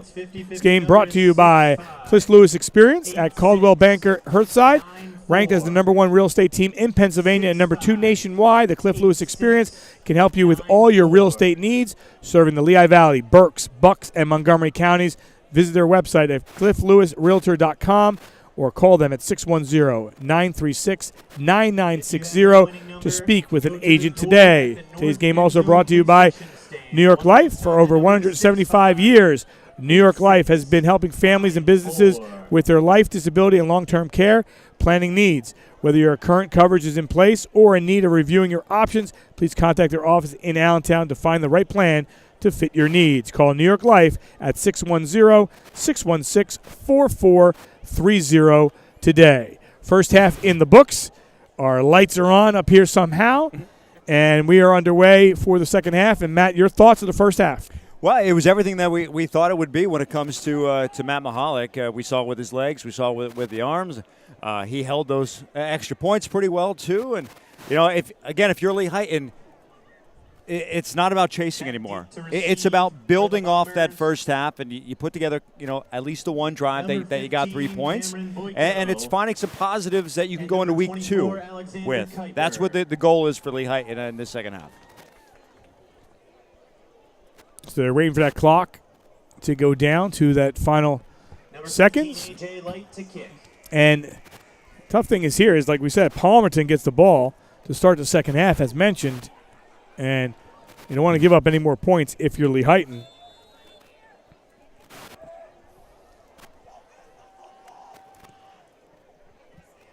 So A.J. Light has that one on the tee. This one will actually be picked up before it goes out of bounds.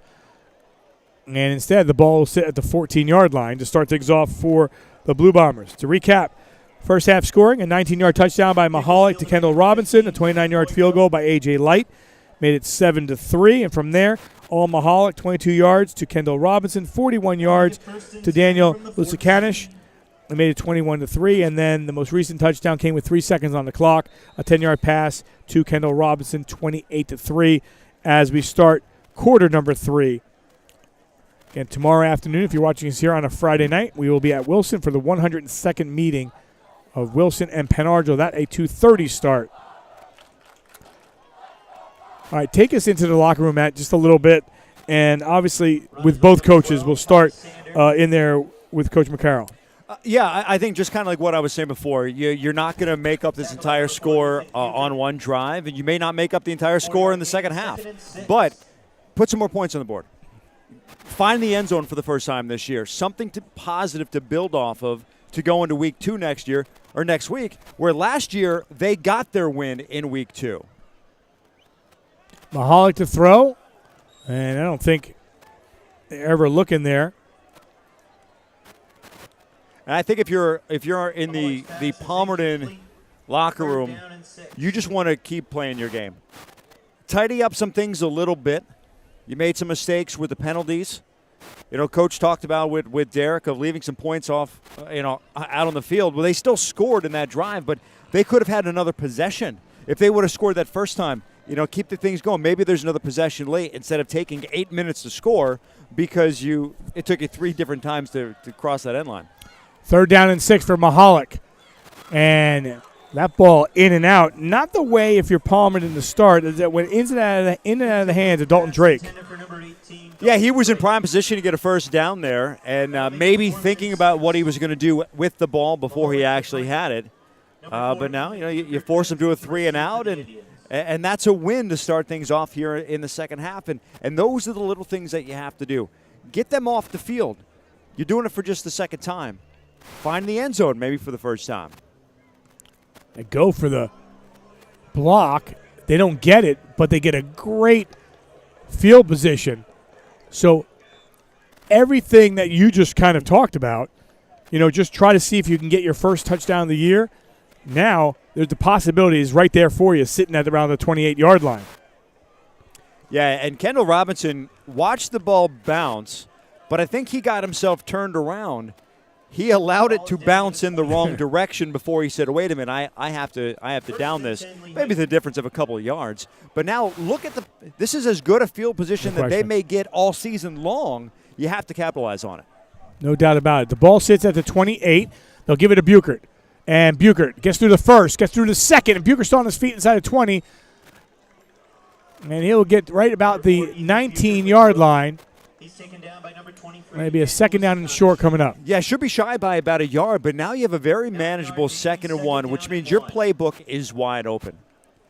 You can try to get that easy yard. I don't want to say easy yard. You can try to get that short yard and get a first down, or maybe you look for Rarick and you see if you can get in the end zone here. 2nd down and 1, Buchert, and gets nothing. That's why I stopped short of saying it was an easy yard. Number 4, Ethan Buchert. Taken down in the backfield. They went with the conservative play there, but that's what you can do on 2nd and short because you now still, even losing a yard, you have 3rd and short. You have 3rd and 2 here. But this is a big conversion opportunity anyway. They definitely have 2 downs here to make that 2 yards if you're Lehighton. Trying to get back in this game. They had that opportunity to cut it to 21-10, could not, and then things unraveled for them. And now a chance here. Just underway in the second half. O'Donnell going to take it himself, and we'll move the chains for a first down, brought to you by New York Life. I was wondering if they were going to just keep the ball in O'Donnell's hands. We haven't seen him take off too much on this. O'Donnell on the keeper. But I like the play call there. By number 54, Alexander Kanzi. And number 79, Zach Anthony. Good look at O'Donnell. Both quarterbacks, by the way, just juniors. So the future looks bright when it comes to the quarterback position for both these teams. From the 16. And then the toss and some space. And that one inside the 10 down to about the 7-yard line after another catch made was Rarick. Yeah, they went to him for the first time in a little while. Early on in their scoring drive, they went to him on a couple plays. This time, it had been a little while, but they had 4 wide receivers on the far side. He had some blockers, broke a tackle as well. And again, 2nd and short. Manageable here. Figure out what you want to do with it. Ball sits at the 8-yard line. They can get a first down without a touchdown, and O'Donnell bobbles the football. And Palmerton looked like they say they have it. They do. Wow. O'Donnell went to reach for it to grab the football, and then it just rolled, I think, off the side of his arm and picked up by Palmerton. We'll take a look again if we can. It wasn't O'Donnell. They tried to trick you. They did, apparently. They did. It looked like Nelson Stanley, a sophomore running back, was in shotgun. See if we can get a good look at it. And the snap just never got to him. But, yeah, number 20. And this is where you don't get cute. They went more of like a wildcat formation there. And now you don't have the ball with your best chance to score. So Palmerton will take over, and if you're Lehighton, you want to try to see if you can get the football back right away. Golden opportunity missed there for the Lehighton Indians, and it remains 28-3. Definitely fooled me as I look down. Again, I can't see a roster. I don't know who's up there. That's the thing. I mean, we're not going to hold that against you. But, and this is – we've seen some decisions tonight that's one where I think when they look at the film the next day, obviously the snap wasn't good. It doesn't matter who the center or who the quarterback was or in that position, the snap wasn't good. Mahalik moved the chain just like that. The ball at the 30, another New York Life first down. And not to keep harping on it, but I think if it was O'Donnell there, even with that snap, he probably gets on it. You have a running back trying to pick up the ball and make something, but this is why you don't get cute. You don't get cute when you're up 28-3. You don't get cute when you're down 28-3. Best field position all night long, and they came away empty. And now the offense for Palmerton is out there making some plays again after a little hiccup to start the quarter. Yeah, you did a good job of getting them 3 and out, getting the ball back to start the second half. But now with the football at the 30. Ty Sander on the run. Tackled by number 45, Dylan Moyer. And number 69, Reese Buck.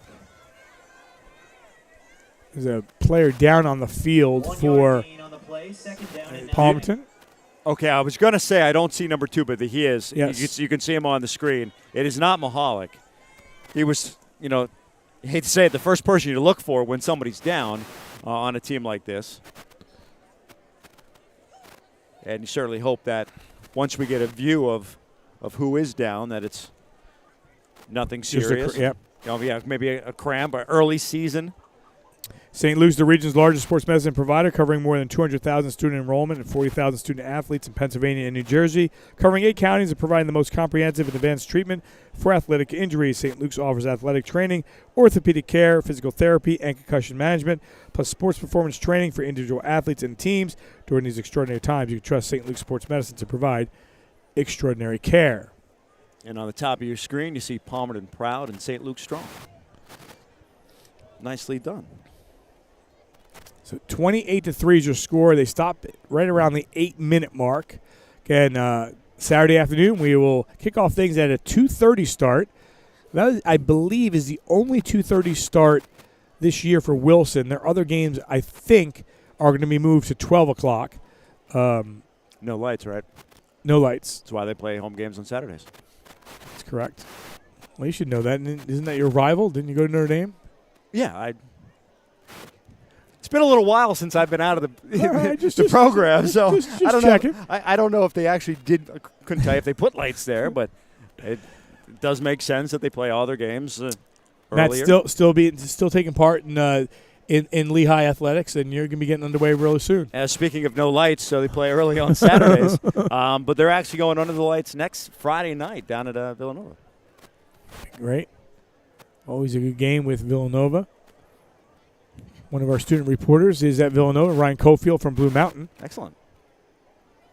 And he's helping out that football team a little bit. So is this more than a cramp, or is it just a cramp? We still can't get a good view, and you certainly don't want to start throwing out names. But once they do get the player to a point where we could see who it is. So Mahalik right now with 4 touchdowns, 1 from 19, 1 from 22, 1 from 41, 1 from 10. By the way, if you take away the other ones, remember he had one from, 76 and one from 40. But those were runs that were taken away because of the block in the back. He got some yardage on that, as each time it was enough for a first down. All right, we're being told it's Kendall Robinson. Receiving end of 3 of the 4 touchdowns. As they work on him. And with that, as they continue to work on him, we'll take a quick break. You're watching our D11Sports.com Game of the Week presented by St. Luke's Sports Medicine. It's 28-3 Palmerton. Back after this.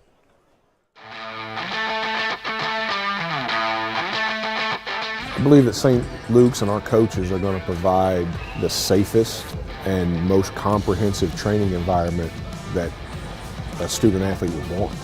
Hopefully they come to us and they leave and there's not another need to be filled. We provide it all. There's not another orthopedic group, sports medicine group, healthcare system in the country that has high-level, degreed certified, years of experience. On the ground, go! Every coach, every parent, they want what's best for their student. Okay, they want what's gonna help them be the best version of themselves. And so that's what we can provide. I don't think there's anything in this area that can rival it.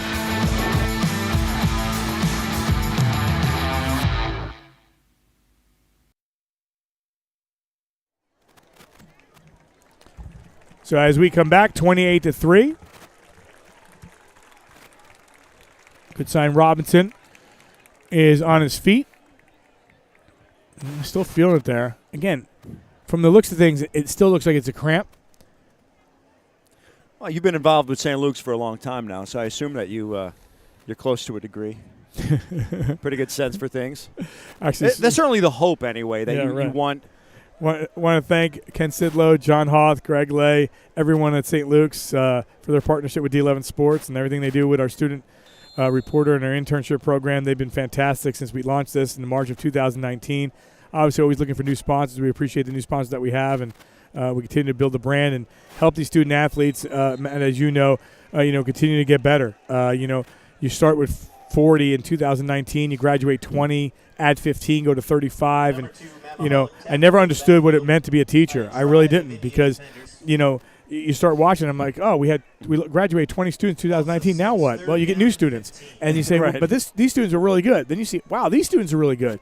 We sent three students up to Syracuse, and Casey Wallace, who's from Lehighton.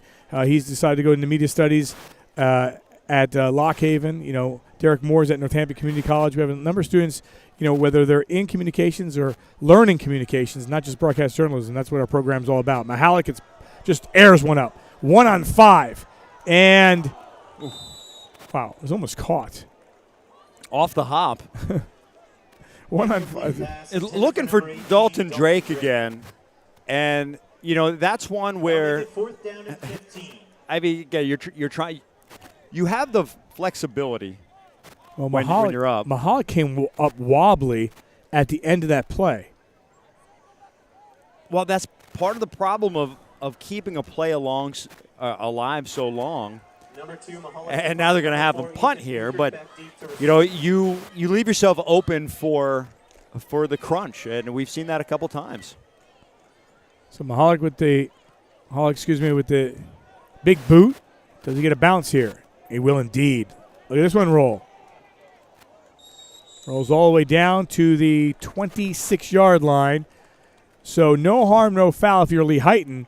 Is the first time the ball has been on this side here in the third quarter. Well, and we're under 7 minutes left, and Palmerton hasn't passed their own 30 on, give or take, on 2 possessions. And you look back, and again, I'm going to keep going back to what I think was the ill-advised play when Lehighton had the ball last and was in prime position. If you punch that in, it's 28-10. Maybe now you're getting the ball down 18. But you're still down by 25. Well, let's see what happens here with O'Donnell. O'Donnell goes on the ground and spinning through. And it's really hard. We talked about, a couple of the big guys in there. Logan Anthony, by the way, 6'2", 290. Some of those guys, 5'10", 235, 6', 275, Zach Anthony. So Anthony and Anthony are, combined almost 600, 550. Coach said, those two guys together, a junior and a freshman and brother, they really have come together and learned some stuff. Another player down. This is that time. You play a long first half, which it ended up being a long first half. You go in the locker room, you come out, and plus remember there was a delay because of the scoreboard as well. True. Throw that in the mix, so it's even more extended. It was a 7-10 start, but you get ready for that. But this is the time when you get in the third and fourth quarter where all of a sudden you see some bodies aching and cramping. And we've mentioned that it's cooler up here because we're high atop Bomber Stadium, but it's a cooler evening. But it's been hot again all week. We're in the hot August days, and you ask anybody in sports medicine, hydration begins 3 days ago. When you're getting ready for a game on a Friday night or a Saturday, you can't just, I'm gonna get my water in today and be good. You got to get that in on Wednesday. And I'm not saying that any of these, weren't happening. We can see on the sideline and just on the very right edge of your screen, taking a sip of water, ironically, is Robinson. When he came off, he was down on the field for a while. When he came off, you kept saying it's probably just a cramp. They never took him to a table. They never looked at him again. He just sat there, which kind of tells me it might be more of a cramp. And, get yourself ready to go. Now, he's hobbled. He's been limping the whole way. So we might not see him again. And with the score the way it is, I wouldn't risk it either. And we can't say for sure that that's what's going on with the player down now, too. But this is where you have to be hydrated in November, but you certainly have to be hydrated in August. I just took some water because you made me drink the water. Well, you should have started on Wednesday to get prepared for tonight. And I didn't do that. Now you know. And I'm standing over here because the fence is in the way, and I'm cramping up now. So it looks like it is Emilio Gonzalez who has been a beast offensively on the line and defensively. He's had a couple sacks and quarterback pressures today.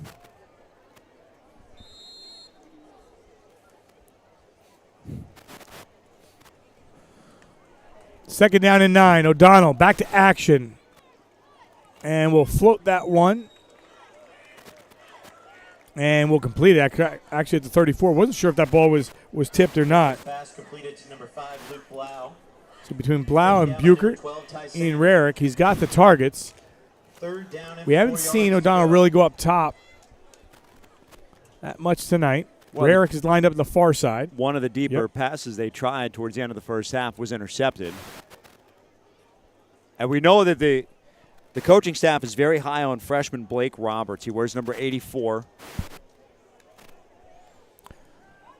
Third down and 4. And they will convert to Rarick. And Rarick gets up towards the 43 for a New York Life first down. So good conversion on the play for the Lehighton Indians to keep their drive going here with under 6 to play, third quarter, down 28-3. Roberts, as a freshman, has been on the field an awful lot, offensively and defensively. And like I said, the coaching staff expects him to make a name for himself as early as this year. Maybe not tonight. We haven't called his name too much, but he's getting some good experience out there tonight, too. O'Donnell with the keeper. O'Donnell has some space. He'll get the first down and more. Still running through. And a huge, about 25-yard run inside the 35, down to the 33 for a near-like first down. Had 3 touchdowns last year on the ground with his 11 through the air, 306 yards, 70 carries. So that's over 4 yards a carry. We'll take a look at it again. And once more, a little fake, maybe read option. Take it right up the gut. And when he has some space, he can make things happen. Yeah, Lehighton has been in this position before, right around this range. Trying to see if they can convert this time around. On the handoff. And getting to the outside. A solid pickup there on first down by Dylan Moyer. Yeah, nice draw. Good option there. Found a hole right through the line. And let's be honest, number 70, Emilio Gonzalez, is on the bench. And him not being on the defensive side, on that defensive line, since he's been out, they made a couple nice plays.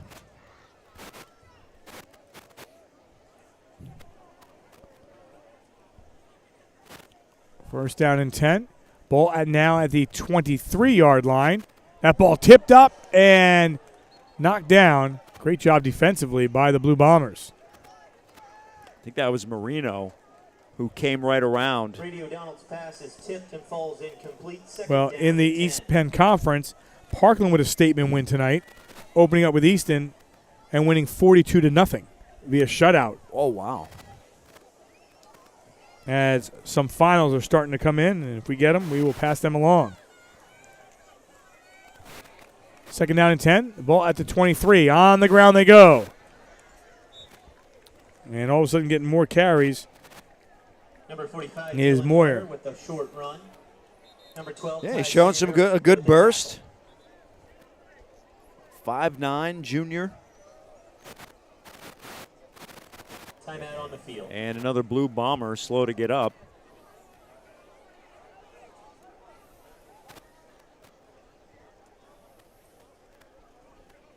We can see on the sidelines that, well, he's getting up now, but Robinson was getting stretched out.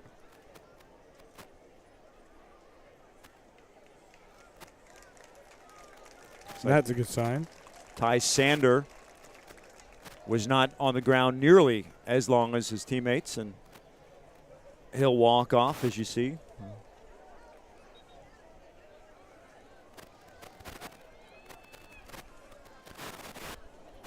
The ball now moved down to about the 16-yard line. So I'm going to go out on a limb and say they've ripped up the card that said Wildcat from the previous drive. That's O'Donnell. O'Donnell has some space inside the 10. Actually, they'll knock him down right at the 10. And we'll get a New York Life first down. It'll be first and goal here for the Indians. I love the play call. Put it in the gut of Moyer, who has gotten some good yardage on his 2 carries. Defense converged on him. Took the option. O'Donnell kept it himself and now sets it up with a first and goal.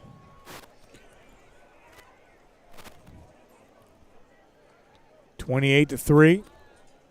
Ball at the 10. On the handoff. Cutting to the outside is Buchert. Buchert 10-5, pushes through over defender and scores. Ethan Buchert, 10 yards. And Lehighton with their first touchdown of the season. First of all, and we're going to get this queued up in a moment, he outruns Mahalik, which was impressive enough. And then he bowled over Dalton Drake. Watch it from the beginning here. Cuts through. Mahalik's right there. He goes right around him and then gets himself into the end zone through Dalton Drake. What a play. They add the extra point, and it's 28-10. So far, with 3:16 left in the third quarter, this third quarter has been all Lehighton. Yep. They should have scored twice. I won't get over that one. But you won't. But you had a 3-and-out defensively for Lehighton. You had a 3-and-out. Then you force them a punt again. not gaining more than 10, 20 yards either time. Obviously not with the 3 and out. Nearly came down and scored, and then they did. What a way to come out of that second half if you're Lehighton. No doubt. So 28-10, Lehighton gets their first touchdown of the 2022 season. And again, by the way, looking ahead, Lehighton will be at home the next 2 weeks. They get Tamaqua and Pottsville, then at Wilson, Northwestern at home, at Blue Mountain and Bangor. And actually, they go 3 on the road, Blue Mountain, Bangor, and Southern Lehigh, and then finish with Saucon Valley and Jim Thorpe at home. For Palmerton, they will have a very tough Catasauqua team. Then at Palisades, Jim Thorpe home, at Notre Dame and Pine Grove, Salisbury home, at North Schuylkill, at Tamaqua, and then Northern Lehigh. So they got some huge games. Trying a little pooch. I was just going to say, they were close, too, on that one. If the sideliner was about 3 yards wider. Penalty marker on the play. I mean, that's one where it's such a gamble. You kick it out, it's short, plus the penalty. Illegal procedure. It doesn't work in their favor, but I don't know that Palmerton was ready for it. If they would have gotten down there and gotten it before it went out of bounds, that would have been a huge turnaround. Well, to me, again, there's still plenty of time in this game. We're still 3 minutes left in the third quarter, so a lot of things can happen here. However, as you mentioned, so far, Palmerton calls another timeout here, and it's almost, first half to second half, a big difference, as you mentioned. If you can stop Palmerton here and drive through, and even if you get this clock into the early part of the fourth quarter, then things start to change a little bit. Again, doing and, saying and doing are two different things. Right. Well, I mentioned at the very, very start of the game, the Indians were outscored in the first quarter last year, 144-33. The best quarter of their season last year was the third. Now, they were outscored, but it was 77-56.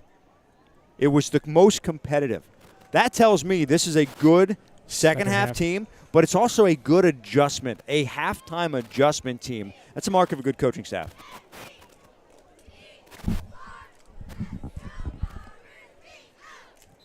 You mentioned the upcoming schedule a little bit. Last year, Lehighton fell in the opener to Palmerton, but then beat Tamaqua 55-42. They've got them in 2 weeks. Mahalik took the high snap, makes the turns, and gets up to about the 48-yard line.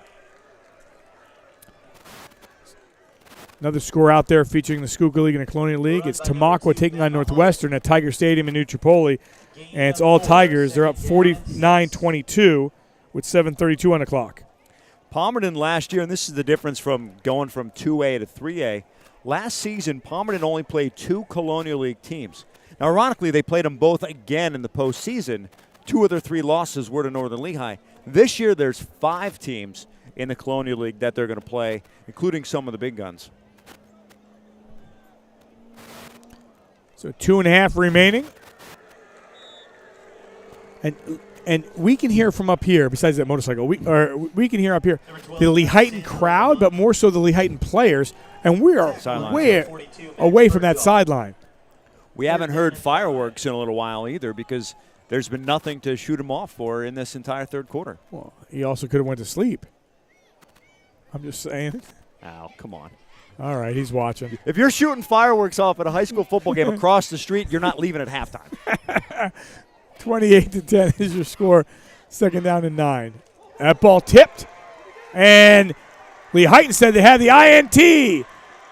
No signal yet. Everybody's jumping.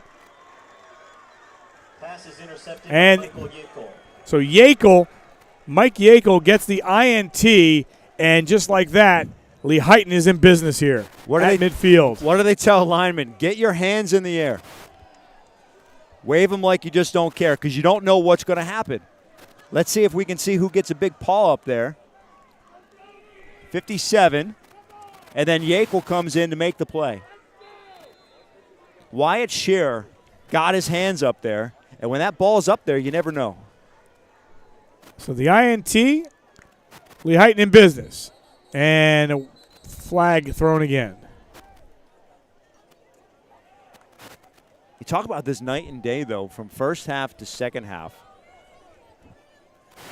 Lehighton's not helping themselves out at all with some decisions and penalties, but they even withstood that onside kick, which went out of bounds. They went what, 2 and out, 3 and out with technically with the INT.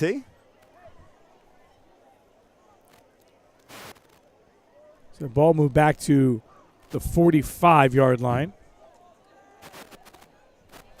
You know, I always use that phrase, all you ask for is an opportunity. Well, right now you just got one. Chance here. O'Donnell's going to go up top in the middle of the field, and that one's intercepted. Had 2 receivers there. However, it's Palmerton. And we saw a touchdown earlier by Lusakanish, and now the INT, and he is still down. He's slow to get up. I wonder if you're going to see on the replay here the push-off that I saw in live action. Maybe not as much of a push. He had his hands on the back of the receiver, who I think was Marino. But it wasn't as blatant a push as it seemed in real time. Now, tough one there for Lehighton as they give that one right back. And now Palmerton, again, we've been sitting at that 3-minute mark, a minute. You know, there's 1:41 still on the clock. We're almost going to have a doubleheader. We're going to lead you right into the Wilson game tomorrow. Remember we talked about that first quarter took 25 minutes? This is what happens. Well, you know, you don't want to see the cramping and kids down, but that certainly hasn't helped the second half here. The one thing about that interception from the Lehighton side, it field position-wise, at least it's a little further downfield. You know, you got the ball about midfield. Now it's down at the 30. Certainly you would rather have the ball. But in terms of the field position game, now if you make a stop, see what happens. Lusakanish is walking off entirely on his own. That's a good sign. We have not seen Gonzalez back in the game, offensively or defensively. I do not believe we've seen Robinson out there either. Well, you mentioned Gonzalez. Gonzalez, as you said that, just got up from the bench, and he's hobbling a little bit as he's walking. So, and as I was saying, we haven't seen Robinson. He's the one who took the end around. So he is back out there, which is great to see. On the play, 2nd and 14.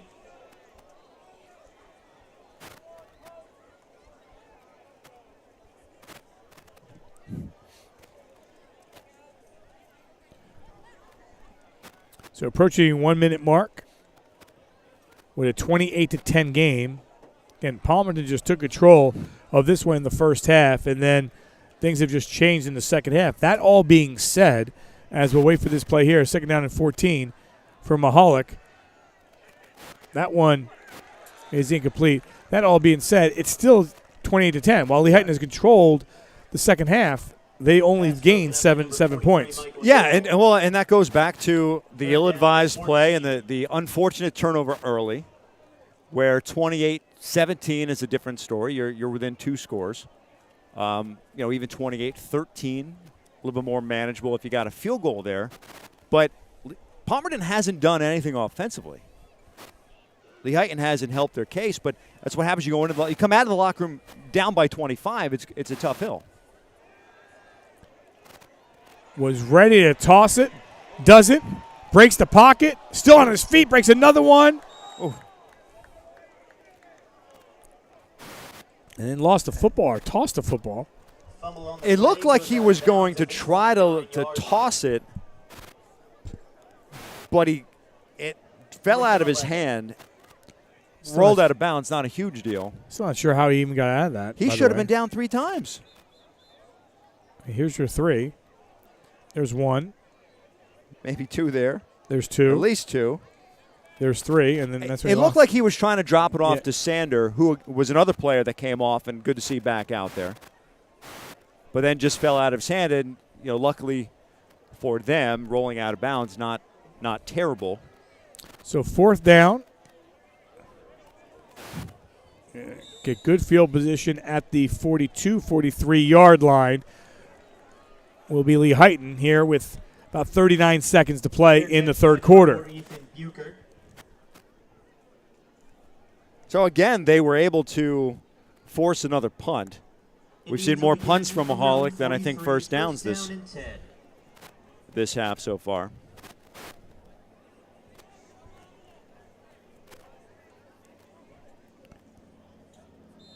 So Lehighton with yet another opportunity to cut into this lead with great field position. It's Mahalik, I believe, that went down on his own.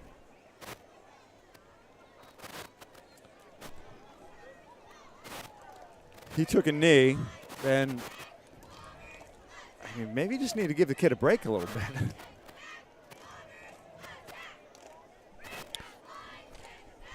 You mentioned, I mean, he got crunched on a couple of big passes early on where he kept the play alive, threw it downfield.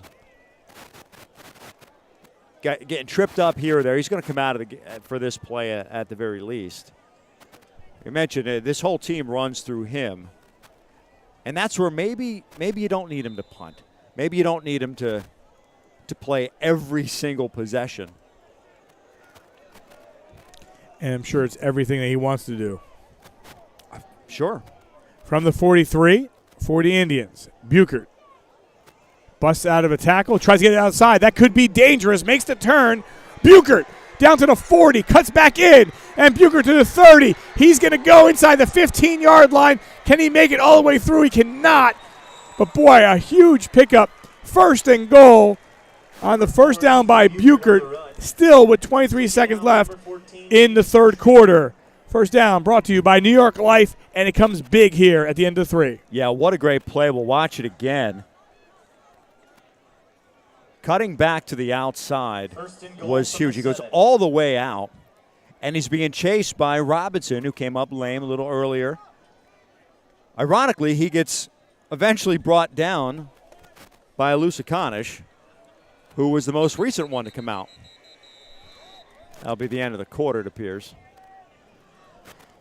So 3 quarters in the book, but it'll be first and goal. 28-10 is your score. You're watching your D11Sports.com Game of the Week presented by St. Luke's Sports Medicine. Back after this.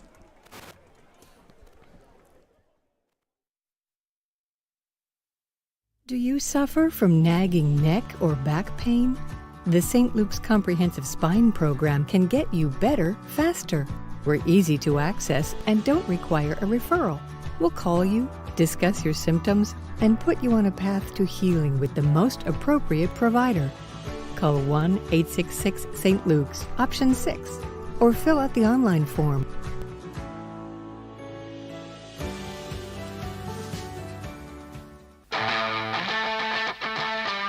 The team that we have put together of sport performance coaches and athletic trainers is why parents should choose St. Luke's University Health Network for their sport performance needs. St. Luke's and our coaches are going to provide the safest and most comprehensive training environment that a student athlete would want. And I don't think there's anything in this area that can rival it.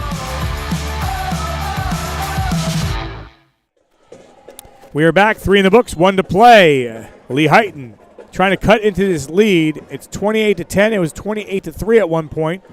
First and goal. The ball sits at the 10 for O'Donnell. And another flag. Speaking of, there's been a lot of flags tonight. Yes. And, first game, and both coaches will be talking about that as well. Yeah, there's certainly, whatever the final score ends up being, and even at halftime when Palmerton was up 28-3, there were the penalties that brought back scores, things that you want to clean up. Well, both sides, there's very teachable moments. And, sometimes coaches will tell you that those are the best kind of games. You come away with a win, but have there be some things that you need to discuss. Oh, no question. Keep the players grounded a little bit, too. Yeah, no doubt. No matter what you win by, they're always giving you something.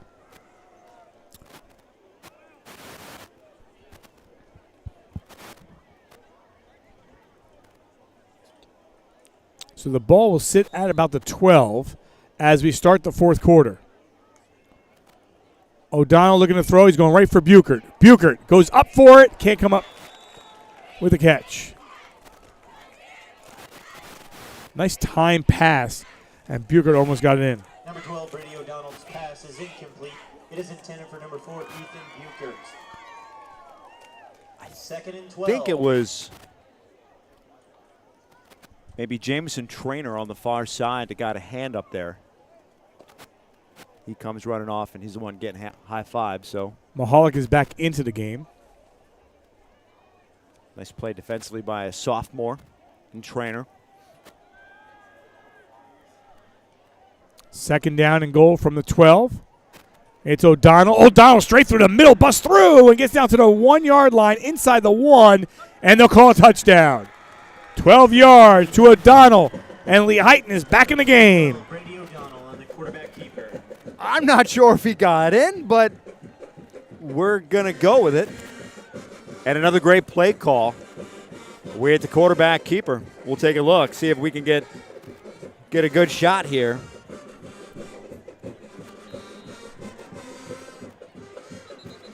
Fake the sweep. You know what? He reached out. Yeah, he did. All right, we'll call it good. Penalty marker on the field. Shocking that there's a marker down. Illegal substitution against Lehighton. Number 15, A.J. Light to attempt the point after. So A.J. Light to cut the lead to 11. And it's good. So fourth quarter, Lehighton strikes early. The extra point is good. And it's now 28-17. Let's say that we didn't have a wildcat formation. And let's not get greedy. They didn't score a touchdown, but let's say they kicked a field goal. It's 28-20 right now.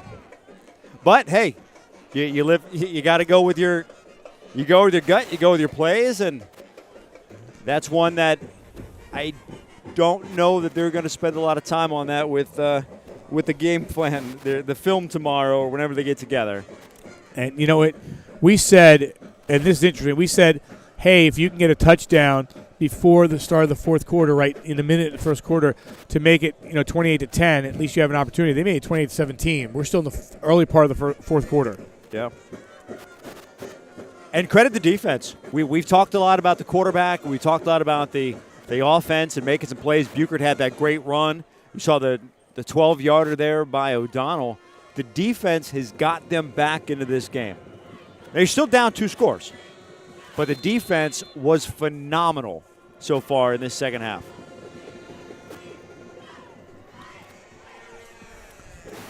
This one will be picked up and space.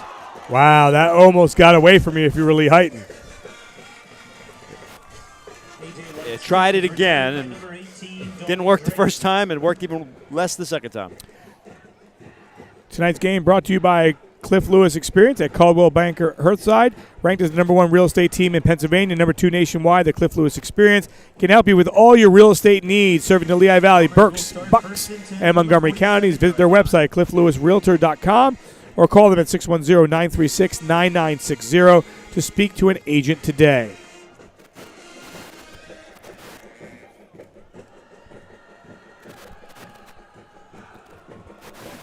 So 11, again, we just started, 11:43, 11:42 on the clock. This becomes a very interesting possession for Palmerton. Nice pump there by Mahalik, and end up getting 6-7 yards. They're finding themselves in a position that they haven't been yet all game. They jump out to that 14-3 lead, and they got the ball back 2 or 3 times within minutes, and all of a sudden it's 28-3. Well, guess what? All of a sudden it's 28-17, and it could have been worse.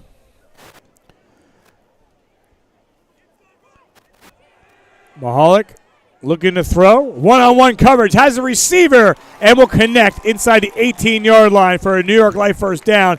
That was the perfect perfection on the toss play into the hands of Dalton Drake. Yeah, it looked like a double move for Drake on the far sideline as well. Got some good separation between he and Rarick. See if there's a little pump fake there as well to help him out. Right over the head of Rarick.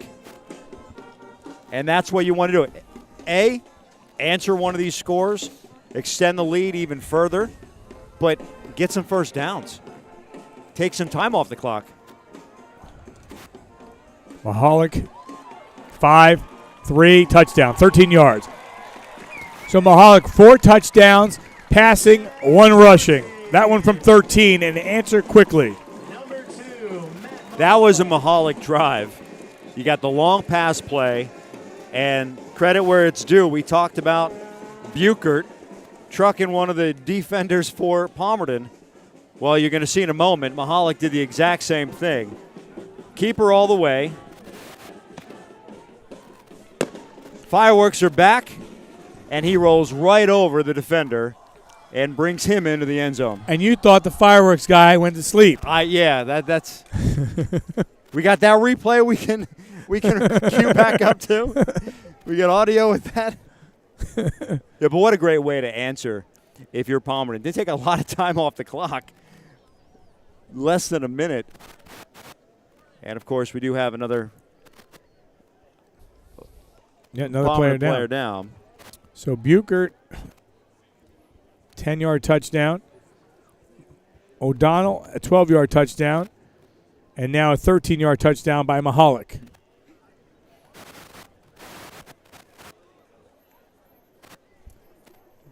Can't see again, but it is a quick recovery. And it's Robinson again. Kendall Robinson. Again, just looked like having some trouble with the hydration and the cramps tonight. If there's one thing that, we talk about the penalties from before, but if you're going through the game film and you're nitpicking, it's going to be the conditioning, the hydration of the players, and then those penalties. We got a friend that has joined us here. Praying Mantis. Is that good luck? That is. I don't know where he just went, though. You just scared her away. Extra point was good, by the way. And more fireworks. 35-17 is your score as Palmerton answers immediately. After the touchdown by O'Donnell, it's Mahalik that answers the bell. They did exactly what they needed to do, which you're going to stop the bleeding a little bit. For over 175 years, New York Life has been helping families and businesses with their life, disability, and long-term care planning needs. Whether you have a current coverage in place or in need of reviewing your options, please contact their office in Allentown to find the right plan to fit your needs. Call New York Life at 610-616-4430 today.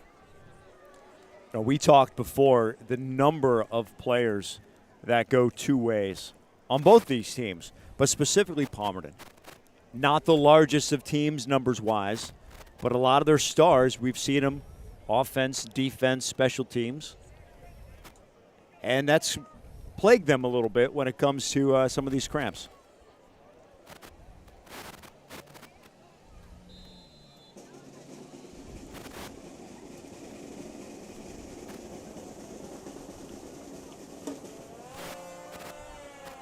This one down to about the 21-yard line. And up towards the 32. Buchert was one of the up men and able to make a little bit of progress there, but our progress has stopped short again as it looks like Lusakanish made the play, and right after the interception, and they're going to the calf here. This is more cramping. Yep. But after the play of the interception, which was maybe one of the turning points of this second half. Another opportunity for Lehighton to gain further ground. Lusakanish makes the interception, immediately goes to the ground. He makes a tackle here, immediately get back on the ground. Coach Wolakovic said to me, you have like 34, 35 players on the team. You can't afford any injuries. Obviously, that's a concern, the depth. Obviously, we're just seeing cramps. But, again, you're in the first week. You don't know what next week brings. You don't know the weather next week. We always wait, the first 2-3 weeks, sometimes even 4 weeks into the season, depending on how that weather is. And you mentioned before, being hydrated and doing everything you have to do. Those things they happen, and sometimes when they do, if you're out one play, it's one thing. If you're out 5 plays, another thing. If you're out for a half and you only have 35 players, that becomes an issue, moving forward. We talked about, what's ahead for these two teams, moving forward. They get Catasauqua. It's a home game here, and then at Palisades and Jim Thorpe their next couple of games. So, again, the schedule's not light by any means. Every game this year, really for both teams, is huge. I mean, look at Lehighton. They'll get Tamaqua, and then they go Pottsville at Wilson Northwestern. So right out of the gate, you start looking at those schedules. You're going to play – you played a 2A schedule last year. You're going to play some 3A schedule now. So some of these other teams might have more bodies than you. And it's one thing if – you just mentioned – you rattled off a couple things. You miss a play. The problem is 4 or 5 guys are missing plays. Now, they've all come back into the game at one time or another, but it's something you have to still be worried about. That one caught by Rarick, and Rarick has some space, and Rarick will get down to the 49-yard line before he stopped. That may have been one of the best plays of the night for Lehighton. It was just coming across for O'Donnell and saw Rarick in the fly, and that had the speed going through. You get through one more player, and you're going. Yeah, something to build off of. We saw them go to Rarick quite a bit. Nice rapport between O'Donnell and Rarick. Figure the defense probably trying to take him away a little bit. Well, that's why you get a little crossing pattern. Maybe run a rub route or so. Get him open. Here's Buchert. Buchert with the first down. So back-to-back first downs for Lehighton. Brought to you by New York Life. Number 4, Ethan Buchert on the run. You rattled off the schedule, Al. We don't know how things are going to play out in the future. This doesn't look like a 1-9 team to me, though. Oh, no. I didn't see them last year, I'll be honest. But this does not look like a 1-9 team. Especially second half, Lehighton is definitely not a 1-9 team. There's a lot of talent here on both sides of the ball for both teams. And there it is again. Another pass and another New York Life first down. That inside the 30, down to about the 27-yard line. So all of a sudden, O'Donnell, is connecting with different receivers. He had Rarick a couple times. Now he gets Roberts. Yeah, that was the freshman Blake Roberts. We talked about him a little while ago. Maybe first completion of his career, first reception. And how about this? He's a freshman. He just started playing last year. This is only his second year of organized football. Yeah.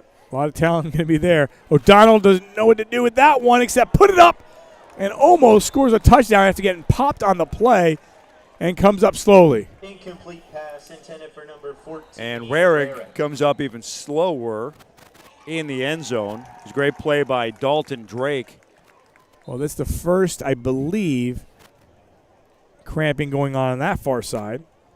And that is what it looks like. He immediately put his leg up. Trainers are going to attend to him. So there's still 9 minutes and 30 seconds left in the fourth quarter. I'll tell you what, you never know, games, how they're going to go. And being that the game was a 7:10 start anyway, TV was here, so, they extended it to 7:10 start. That being said, when you get through that, what's that phrase? I always had that, you shoot the clown. That's what I did. Basically I said, hey, quick first quarter. Forget it. That's done. If there's a broadcaster's jinx, then I had it. Then you got that one for sure. I mean, it is 9:37. I'm looking throughout the league in the Lehigh Valley, and a bunch of games everybody's done are done or close to it. So I don't know about you. It's probably the same. Get a question last night from the wife. When do you think you'll be home? Yeah. Games probably take about 2 hours or so. It's a little bit of a drive for me, but yeah, I'm nowhere near what I said. No, not even close. But you know what? I wouldn't change a thing. This is awesome. It's the best. It's high school football. Yep. It's opening night. We have a much more competitive game. Leave the score out of it. The second quarter got away from Lehighton. The second quarter, no question, did just a couple 3-and-outs at the turnover. Ill-advised body slams, although there's never a good time on a football field to do that. But aside from that quarter, the first quarter was only 7-0. The second quarter got away. Aside from that, it's been very competitive. And he'll complete this one. Not sure if he even wanted to complete that one, to be honest with you. They were going for the screen there, but a great job by Ty Sander to wrap around Buchert, get his legs, and he couldn't go anywhere. Short loss on the play, 3rd down and 12. Trying to set up a little bubble screen, but didn't have any space at all thanks to Sander. 3rd down and 12.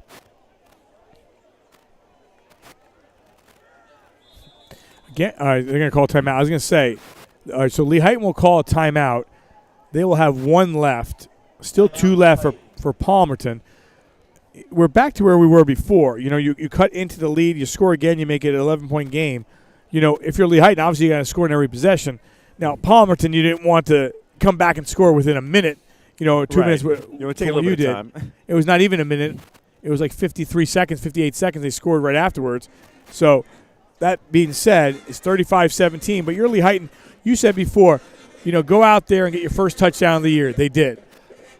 Now they got their second touchdown of the year. Now all of a sudden, opportunity to cut the lead to 11 once again, with still 8-9 minutes left on the clock in that 8-minute range, which is a possibility. This is big. The ball sits at the 39-yard line. Obviously, 2 chances here to get that yardage. So the timeout wasn't enough to get Rarick back in the game. But I look at number 10 on the near side. Connor Meek is another freshman. He's going up against Robinson, who's been down on the ground twice. They're not going to pass it, though. Not going to pass it at all. Instead, O'Donnell is going to go 29 yards for the touchdown, and we got a game again. What a great play call and an even better execution. So Brady O'Donnell with 2 touchdowns, 1 from 12 and 1 from 29. I'm looking for a pass. Instead, another run-pass option. Fakes the handoff, tucks it and goes. And right through. What a play. Although no good on the extra point.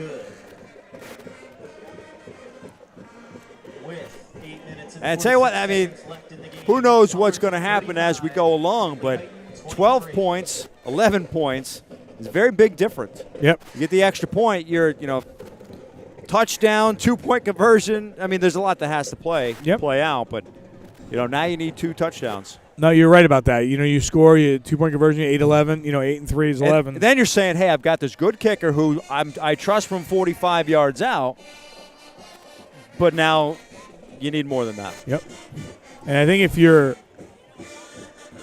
Lehighton right now, you're just taking it one step at a time here. You're cutting to the lead again. The biggest thing is what we saw before. You can't get up a touchdown within a minute and a half again. They've scored 20 points in the second half. Lehighton has. So when you ask me what he's saying at halftime, it's about what kind of positives can we take from this game. What can we take to go forward to next week when we're going to try to win a football game? I'll tell you what, there's a lot of positives you can take from this. The quarterback play, especially with the runs. The hard-nosed plays from Blau and Buchert. Rarick, hopefully we can get him back in the game. I'll tell you what, though, you're still trying to win a football game tonight. No question about it. There's so much time here. I mean, you saw a couple of these pooch kicks. Don't know if we're going to see it here. Actually, you almost put it in a position where you didn't want to put it. It's a little bit just like a perfect one. You get a good field position, but the hope is that you get popped. You get popped, and I mean, they gave it to Robinson, who the hope is that it's dropped, but it's a pretty short-handed wide receiver, has 3 touchdowns. But immediately, he comes up limping again. He's going to stay in the game, almost out of necessity. But that's what I was trying to say on that touchdown run. I would have worked against him. Hindsight, obviously, you run the play you did. When you get the ball back, I would attack him as a defensive back. So Mahalik will take it himself. Bumps off a couple defenders, pushes forward, and will move the chains for a New York Life first down. That's just a solid run from Mahalik. Yeah, but he didn't just knock over defenders. He knocked over Robinson, who's battling leg injuries all night with the cramping. Give the man a break. And that will be a Palmerton first down. But if you're Palmerton, you mentioned before, you probably scored too early the last time, but you scored. So you're never going to turn down 7 points. Here, what you want to do, though, you want to take a good 4 or 5 minutes off the clock. Yep. Whether you score or not, Lehighton can't do much with about 4 minutes or less. On the ground. And they get across midfield to around the 47-yard line. Sander on to carry. Tackled by number 76, Yadiel Acosta Rodriguez. 5-yard gain. A nice methodical drive is what they're looking to do here. Take time, first downs, 5-6 yards at a pop. Every 2 yards or every 2 plays, you get a first down, move the chains.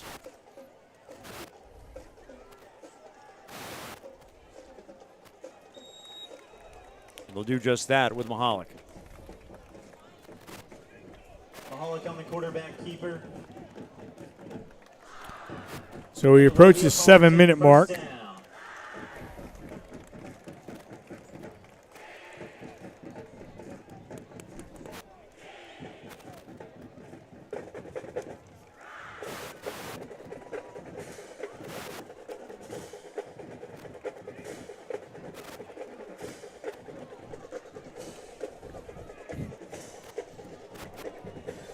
So taking their time through, watching the back judge, see how much time he has, down to 4. He'll take the snap now. And Sander will get across the 40. And that's something that we probably wouldn't have expected when we started the second half, that Palmerton would be concerned with not giving Lehighton the ball much. You know, they didn't move the ball that much in the first half. Had one good drive, ended in a field goal, points. That was important. They've been a different team in the second half. It might be too little too late, but what a showing. Second down and 7, the ball at the 39. And they'll take a snap right about now. It's down to 4 on the clock. It's Mahalik again. Mahalik busts through it. Look at Mahalik just powering through everyone. Still on his feet down to the 15. Wow. By the way, I want to throw this out because I talked to Coach, and I better get this number right. Coach said he wasn't sure how much he was going to squat. He said, well, and he squatted, I believe it was 405, and I think he could have meant more than that. So 405 for a guy that doesn't weigh that much, pretty impressive as a junior. Yeah, All-State as an athlete, as a sophomore for a reason. Just take what the defense gives you and then take it from them. We saw before carrying 10 different guys, or 2 guys, 10 yards. Went about an extra 5 through. His touchdown on the ground was through a defender. Literally through a defender. On the ground, powering through. Down to the 5, and right now you're at that mark where you're close to the, to scoring again and really, maybe putting this one out of reach. Yeah, I think we've already said the missed extra point hurts because now you're down 12 instead of 11. Down 11 gives you a glimmer of touchdown and a field goal. If we got the ball back late, now with down 12, you're already down two scores with 2 touchdowns, essentially. Another touchdown here by Palmerton would really make it a 3-score game. Well, earlier we said Mahalik had 4 touchdown passes and 2 touchdown runs that were taken away. Well, he got that 1 touchdown run. Let's see if he takes it himself again. He said, I wanted 2, and he's going to push forward. No signal, down to about I almost saw hands. Yeah, touchdown. Mahalik had to call that one himself, to be honest with you. He says, wait a minute. What are you missing? And then it finally came from the near sidelines. So he got his second touchdown, as you predicted. Wow. Well, this is what we talked about with him here, is being given him that opportunity. It looks like maybe the interior defense just starting to get a little gassed because they went right through them for some more fireworks. 42-23. And Palmerton, after a hiccup really in the third quarter, has taken the fourth quarter. And despite some touchdowns by Lehighton, that guy, number 2, has taken over with 6 touchdowns, 4 through the air, 2 on the ground. And that drive took almost 4 minutes of time. Like you said. Which was the other thing you wanted to accomplish. Now at this point, it's a 19-point game. Absolutely 3 touchdowns needed. 3 scores. You can get touchdown, 2-point conversion, touchdown, 2-point conversion, and then have a chance for 3. But you're not likely to get the ball back 3 times with 4:24 left to play. Score. You got to score. I mean, everything has to be onside kicks at this point if you're able to find the end zone again. But Mahalik has lived up to the billing, as expected. One of the keys to the game earlier on is not allow the explosive play. And on the other side, it was let's get some of those explosive plays. That's been the story. No question.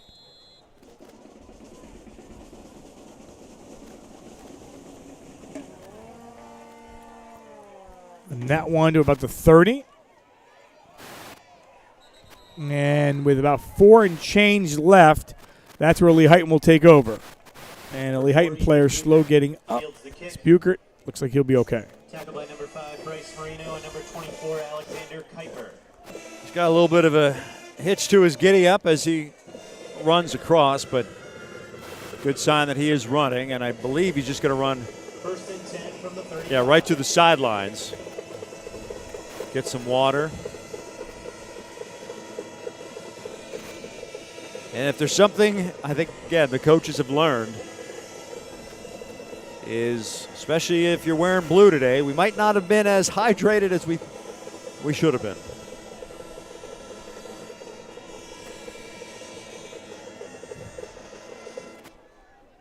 Palmerton hopeful to get Cole Surface back at some point. Stellar wide receiver. Looking to throw. Actually completes the pass at midfield. The ball goes loose, and it's on the ground. And I believe they came up with it. They did. Pass to number 14. Christian Salerno, another receiver, was able to hop on it. Rarick was the one who caught the pass. We saw him leave earlier after play in the end zone. So it appears that everybody who's come off has at least returned.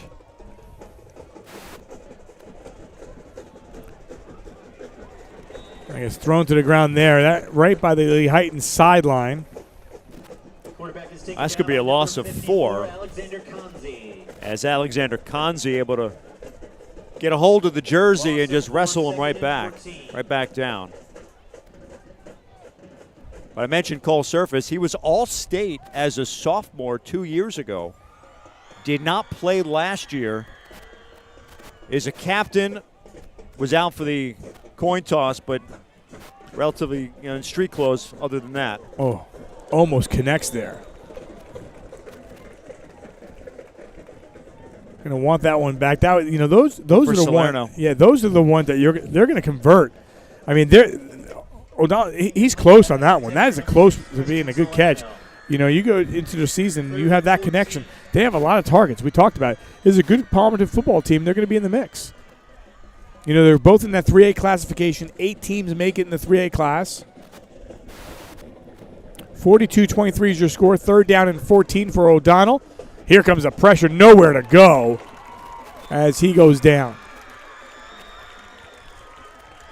Three different guys brought him down. Marino.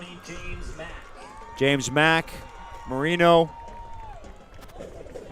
And I would imagine 4th down, 4th and long, you chuck it up. Punting's not going to do anything for you. There's a lot of seniors on this Lehighton team, but there are a couple juniors in the lineup. Of course, the quarterback, O'Donnell. Here's what I've seen. Here's O'Donnell, rolls to the near side. Has a receiver, and that's Rarick. Rarick's going to make the catch for a near-like first down and keep the drive going inside the 30, down to about the 28-yard line. 4th and 21. He is tackled by number 12. And they convert. He rolled to the near side. We'll take a look again. He didn't roll towards his throwing side, so he's got to turn a little bit, gets it over the defender, and Rarick gets some yards after the catch as well. You give this guy some time, and he is. Well, both coaching staffs do a nice job with their junior quarterbacks of getting them out of the pocket. Very rarely does anybody make a play from the pocket. It's rolling to the far side. It's rolling to the near side. Gives your receivers time to get open, and that one worked to perfection. He gets loose, has a receiver, 28 yards for the touchdown. Another touchdown, this time through the air from Mahalik to Caden Meek. Touchdown, Lehighton. Freshman for Lehighton with maybe his first reception, certainly his first touchdown of his career. Brady O'Donnell to number 10, Caden Meek. And it looks like they will be going for 2 from here on out. As often as they can, we'll take a look. Right up the seam. A little crossing pattern, but then right up the seam. And Meek has his first high school touchdown. Breeze picking up here. Certainly does, yeah. Feels good, though. No, it does feel Not good. gonna lie. Feels good. Just don't know what's behind that breeze. That's my only concern. Well, we got a minute 40 to figure out. So they don't convert on the 2-point conversion. It's 42-29. The Lehighton just not going away. So we'll see if they try those pooch punt or kicks again. I don't know if we call them onside. I think this one's going to be an onside straight one now coming. I would, unless they try that same approach and just see if they can get somebody coming up the sidelines. Last time, it reminded me, you'll appreciate this, I think. Jason Seahorn. Okay, they got my attention. Yeah. I don't remember. I know who he was playing for. I don't remember who it was against. Let's just say Dallas. Sure, but it might have been Philadelphia, actually. Okay, that's fine, too. Onside attempt, but he just gets it in stride and takes it right down, and that's almost what Dalton Drake did. He got it off the hop and went a little further than I think Lehighton would have appreciated. Yeah. So story of the night has been Mahalik, no question, with the 6 touchdowns. He's been there the whole time. He's done a great job. A long first game for both of these teams. But, you talk about the positives and the negatives. Coaches are going to see this and that, and they are going to make sure that going into next week, this is what we did wrong. You're Lehighton. You're sitting on the clock. You have 29 points. You had 3 for the longest time. So you've answered the bell. Have there been mistakes? Yes. Have there been penalties? Yes. Here's the onside kick. That one pops up. He got the good hop, but it was right in the hands of Dalton Drake. There's a flag thrown in, and Mahalik went down. I didn't see what happened. Well, it was so far away from the play. You wonder if it was just an unnecessary push. You're going to try to protect the quarterback and the star anyway, but. Yeah, personal foul.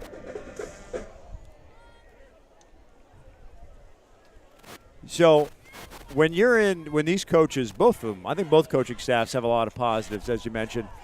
I don't see negative team meetings. I don't see negative video work this week. You know, obviously Palmerton's going to come away with a good win. The game last year was 46-13 in the opener. Now, Coach McConnell said the team was injured going into the season, and it kind of played out that way. And it's 42-29. It's a big difference. That big third quarter. I think both coaching staffs are going to have a lot of positives. There's things to tidy up. Yep. A penalty like that, a penalty after the interception, which allowed them to come down and get that touchdown with 3 seconds left in the game, or in the first half. Things like that. You know, take that off the board, add some points for the mistake in the third quarter. You've got a very different situation here. No question. Hats off to our crew tonight. Sean Riley producing, Sean Kelly, and Joe Magro, Sports Fan Base Network. We are high atop Palmerton. We still have to break down the equipment and get ready to go for tomorrow. And we will have camp at Wilson Area High School, 2:30 start against Penn Argyl in the 102nd meeting between those two teams. 42-29. And on the ground they go. And if only Derek could hear us on the sidelines, we can say, hey, keep it quick. We want to go home. Right. And Lehighton, they know they have – so I thought they had one timeout. They had two. Now they have one. They're going to take the timeout here because, again, it's not out of reach. Yes, do you need something to happen? You do. But, hey, listen, you stop them. I've seen crazier things happen. Trust me. Well, I'm just saying. We've established – the fireworks? Oh, we're getting a fireworks show afterwards, I would hope. We've established you don't have a medical degree. Yes. I'm not so sure with the whole math degree either. All right, well. There's 92 seconds left. Yes. That's 2 touchdowns, down right? by a lot. Okay. They're down by a lot. All right. 2 touchdowns, yeah. Okay. They would need 2 touchdowns. I'm just throwing it out there. Yeah, hey, you know what? Positive, yes. But you need to make a play. You need to make a stop. 100%. Second down and 13. You call that timeout. You put your team in position here to see what they can do here on third down. And now, if you're Palmerton, you're going twice, I would think, anyway. If I'm Palmerton, I'm handing the ball off every time. As it rains a little bit, I am not having Mahalik get tackled anymore tonight. No, I agree with that. Run by number 23, Daniel Isakanish. I told you, I said I wasn't sure what we were expecting.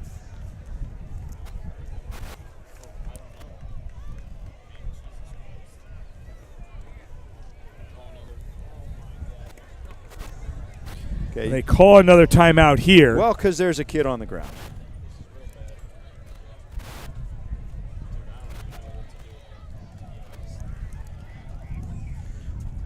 It's a little bit of a drizzle. Yeah, we want to get our equipment covered because we are up top. And the best we can do here. This is what we are. Don't ask why I came with a towel, but I did. All right, that helps. I would give them, let's see what else I got. Well, again, there is an injury on the field, and that's what's halting it right now. Well, and that's what's halted the entire second half because we've had no less than 6 situations of cramping. And look, we feel for the kids. Correct. It's real. Like, when we say it's just a cramp, it's real to them out there. You know, we're not. We're not. You never had. Oh yeah, 100%. Let's put that to light. Those cramps, they're cramps. And you don't know.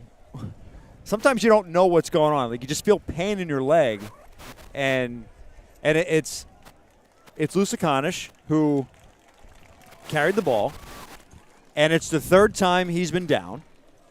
So there's some issues. And that's something that they absolutely need to clean up as best you can. I mean, it's not something you can easily do. But, I mean, hopefully it's better hydration and you don't have these issues next week. All right, so the final 127. Tell you what, I will give our crew the kudos right here. I don't know how they did it, but they're covering some equipment here. Because I had a towel. You had a towel. I don't know what kind of towel you have there, but you had a towel. It's a gym towel. It's a dirty towel. No, it's clean. We're outside, and I wanted to make sure I had to wipe the sweat off before we're on camera. Oh, you were going with the hot towel. It's a hot towel for the 40 seconds we were on camera. I wanted to make sure we looked good, or at least I did. All right. Speaking of looking good, now I don't know what just happened here. I will take this picture some way, somehow. Dave Micah has made himself a little extra comfortable down there. As straight through the middle, popping through. And a New York Life first down here, and that should be enough right there. Well, there's no more timeouts. Yep, take the knee and get out of here in one piece.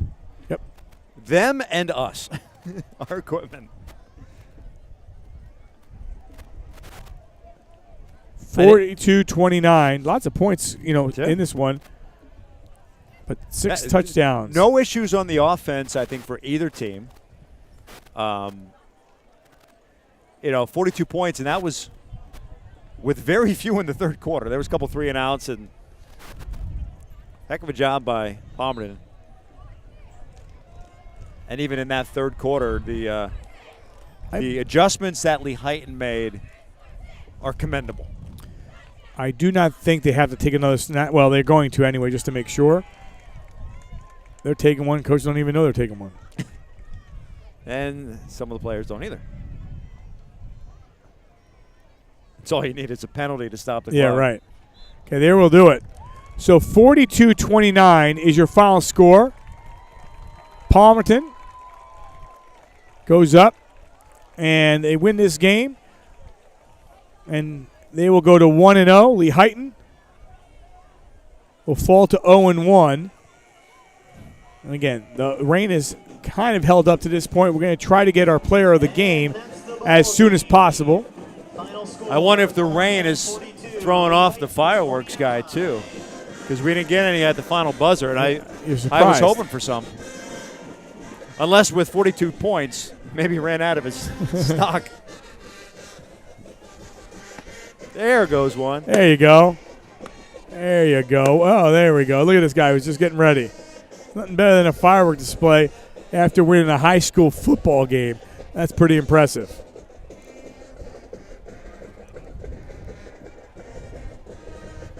I think if you're Palmerton, it's everything you wanted the game to be, minus a couple players getting banged up. But we believe, we think it was mostly the cramping. A little bit of hiccup in that third quarter, but you made the plays defensively when you needed to. You got a couple turnovers. They won the turnover battle. We talked about that as a key. Stick around for the playing of the the alma mater.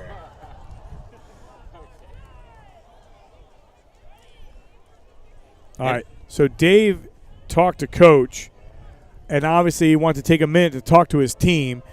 Or they're waiting for the alma mater. We're going to try to get Matt Mahalik. And we'll take a break and then come right back. You're watching our D11Sports.com Game of the Week presented by St. Luke's Sports Medicine. 42-29. We'll be back right after this. Interested in a medical career? Consider St. Luke's if you want to be a doctor or a nurse. Based in Bethlehem, Pennsylvania, we are the area's only 4-year medical school and the largest provider of medical residencies and fellowships, and the country's longest-running school of nursing, trained at an organization that is nationally recognized in education, patient care, and quality. See why we are ranked the nation's #1 teaching hospital. Where you train matters. The best doctors and nurses train at the best hospitals. St. Luke's University.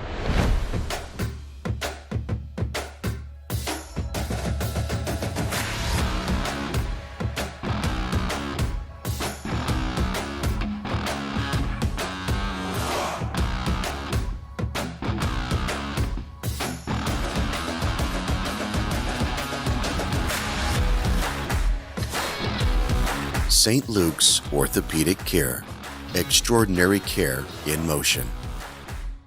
At St. Luke's Orthopedic Care, you can trust us with your hands, feet, shoulders, hips, and knees. Because healthy bones and joints mean you can do more. You can trust us to recommend the right approach to care, including joint-sparing treatments and therapies. And when surgery is the only choice, we offer options to help you heal faster, including technology-assisted joint replacements and muscle-sparing hip surgery. St. Luke's, the orthopedic care you trust, now more than ever.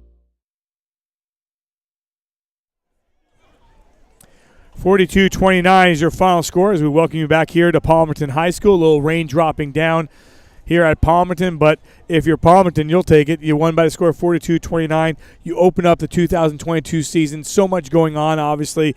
You know, you're anticipating the arrival. You go through heat acclimatization. You go through everything, and then you go out there. You take a lead early on in the game. Maybe had a little hiccup, if you want to call it, or just, Lehighton just as a second-half team. You talked about them being in the third quarter, getting the job done, and I think they did that, brought it back to make it respectful. I think Lehighton can take a lot of positives from what they had today, and Palmerton as well, especially when you have number 2 running the show. He's okay. He's not bad.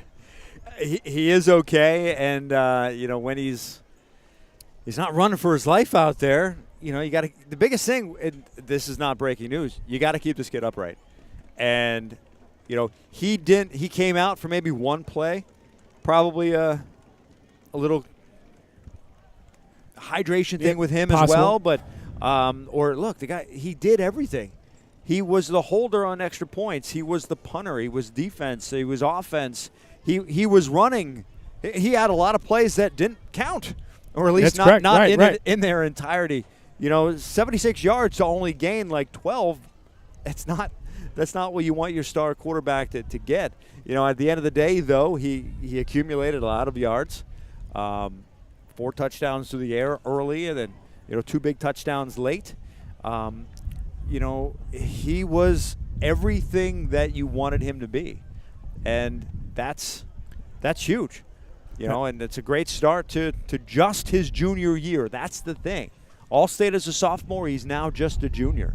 We saw him in the A-Town Throwdown basketball tournament, going up to the likes of good teams, including Reading, and just holds his own. He's not afraid of anybody. He shows that he's tough and he plays tough, and you saw him knocking down some players, and we saw that he's obviously our D11sports.com player of the game, and I think seeing what he could do in game 1. Obviously, what's really on the horizon and what's going to happen here in the next, few weeks. I mean, you're playing 9 weeks regular season, 10 weeks regular season. If you're Palmerton, you want to get into the playoffs, and you want to be able to showcase him as much as you possibly can. Yeah, I said at the open, this team will go as far as he takes them. And it looked like they were staying away from him defensively.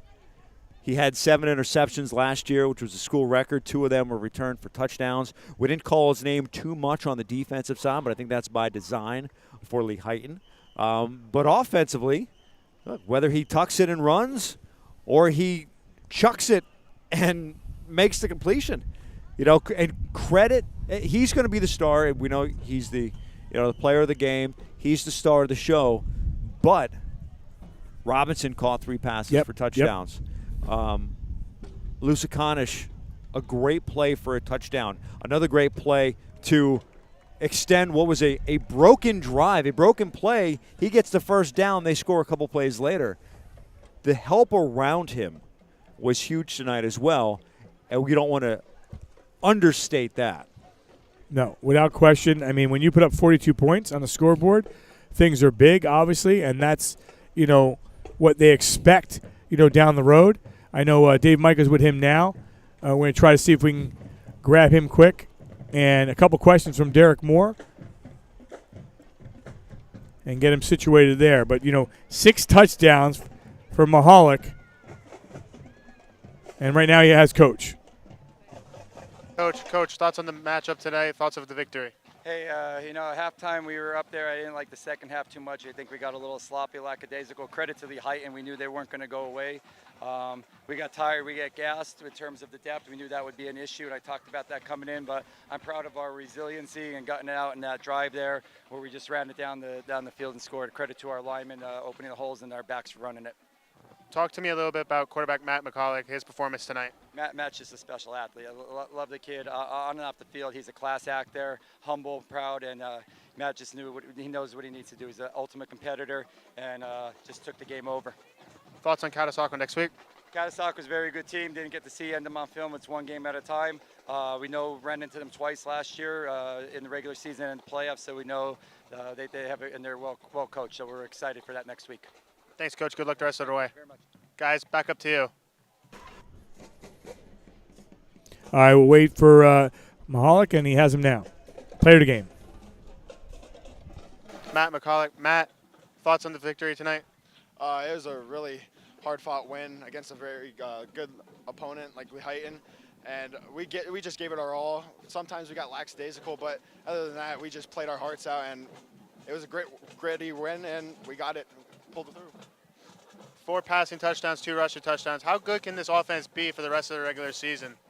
Oh yeah, we got skilled guys all over the place, and we just got to spread the ball out like we did tonight. And Kendall Robinson really stepped up tonight, catching 3 touchdown passes, and it was just insane how good he played. And we have Dalton Drake and Daniel Lusakanish, and we just got skilled guys. And the linemen, we have linemen all over the place, and they just got to be strong up front like they were tonight. And it was we just got to spread out the ball like we did. Thoughts on Catasauqua next week? Can you say that again? Thoughts on Catasauqua next week? Oh, Caddy, they're going to be a really good opponent like Lehighton, and we got to be ready and be prepared, and we just got to hit the film, and we got to study our next opponent and take it week by week. Thanks, Matt. Good luck the rest of the way. Guys, back up to you. All right, Derek, thanks a lot. Derek Moore, congratulations to Matt Mahalik, our D11 Sports Player of the Game. And, Matt, your final thoughts. Well, he said it right there. Hit the film, and I'd say hit the water, hit the Gatorade, and I think that's going to be one of the bigger keys. You got to keep these guys on the field. But very impressive what Palmerton did offensively, specifically, and watch out for Lehighton. They're going to be a tough out this year. And who knows what the record's going to end up being? But I was very impressed with them in the second half, and they're going to give some teams some fits. That'll do it for us. Final score again, 42-29. So glad you could join us here on opening night of the football season as Palmerton goes to 1-0 and Lehighton falls to 0-1. We'll have Wilson and Penarge 2:30 start on Saturday. Thanks to Derek Moore down the field, Dave Micah, Matt Marcus, Sean Riley, and Sports Fan Base Network. I'm out to call saying so long. Final score once again 42-29. Palmerton the winner. You've been watching our D11sports.com Game of the Week presented by St. Luke's Sports Medicine. Have a great night, everyone.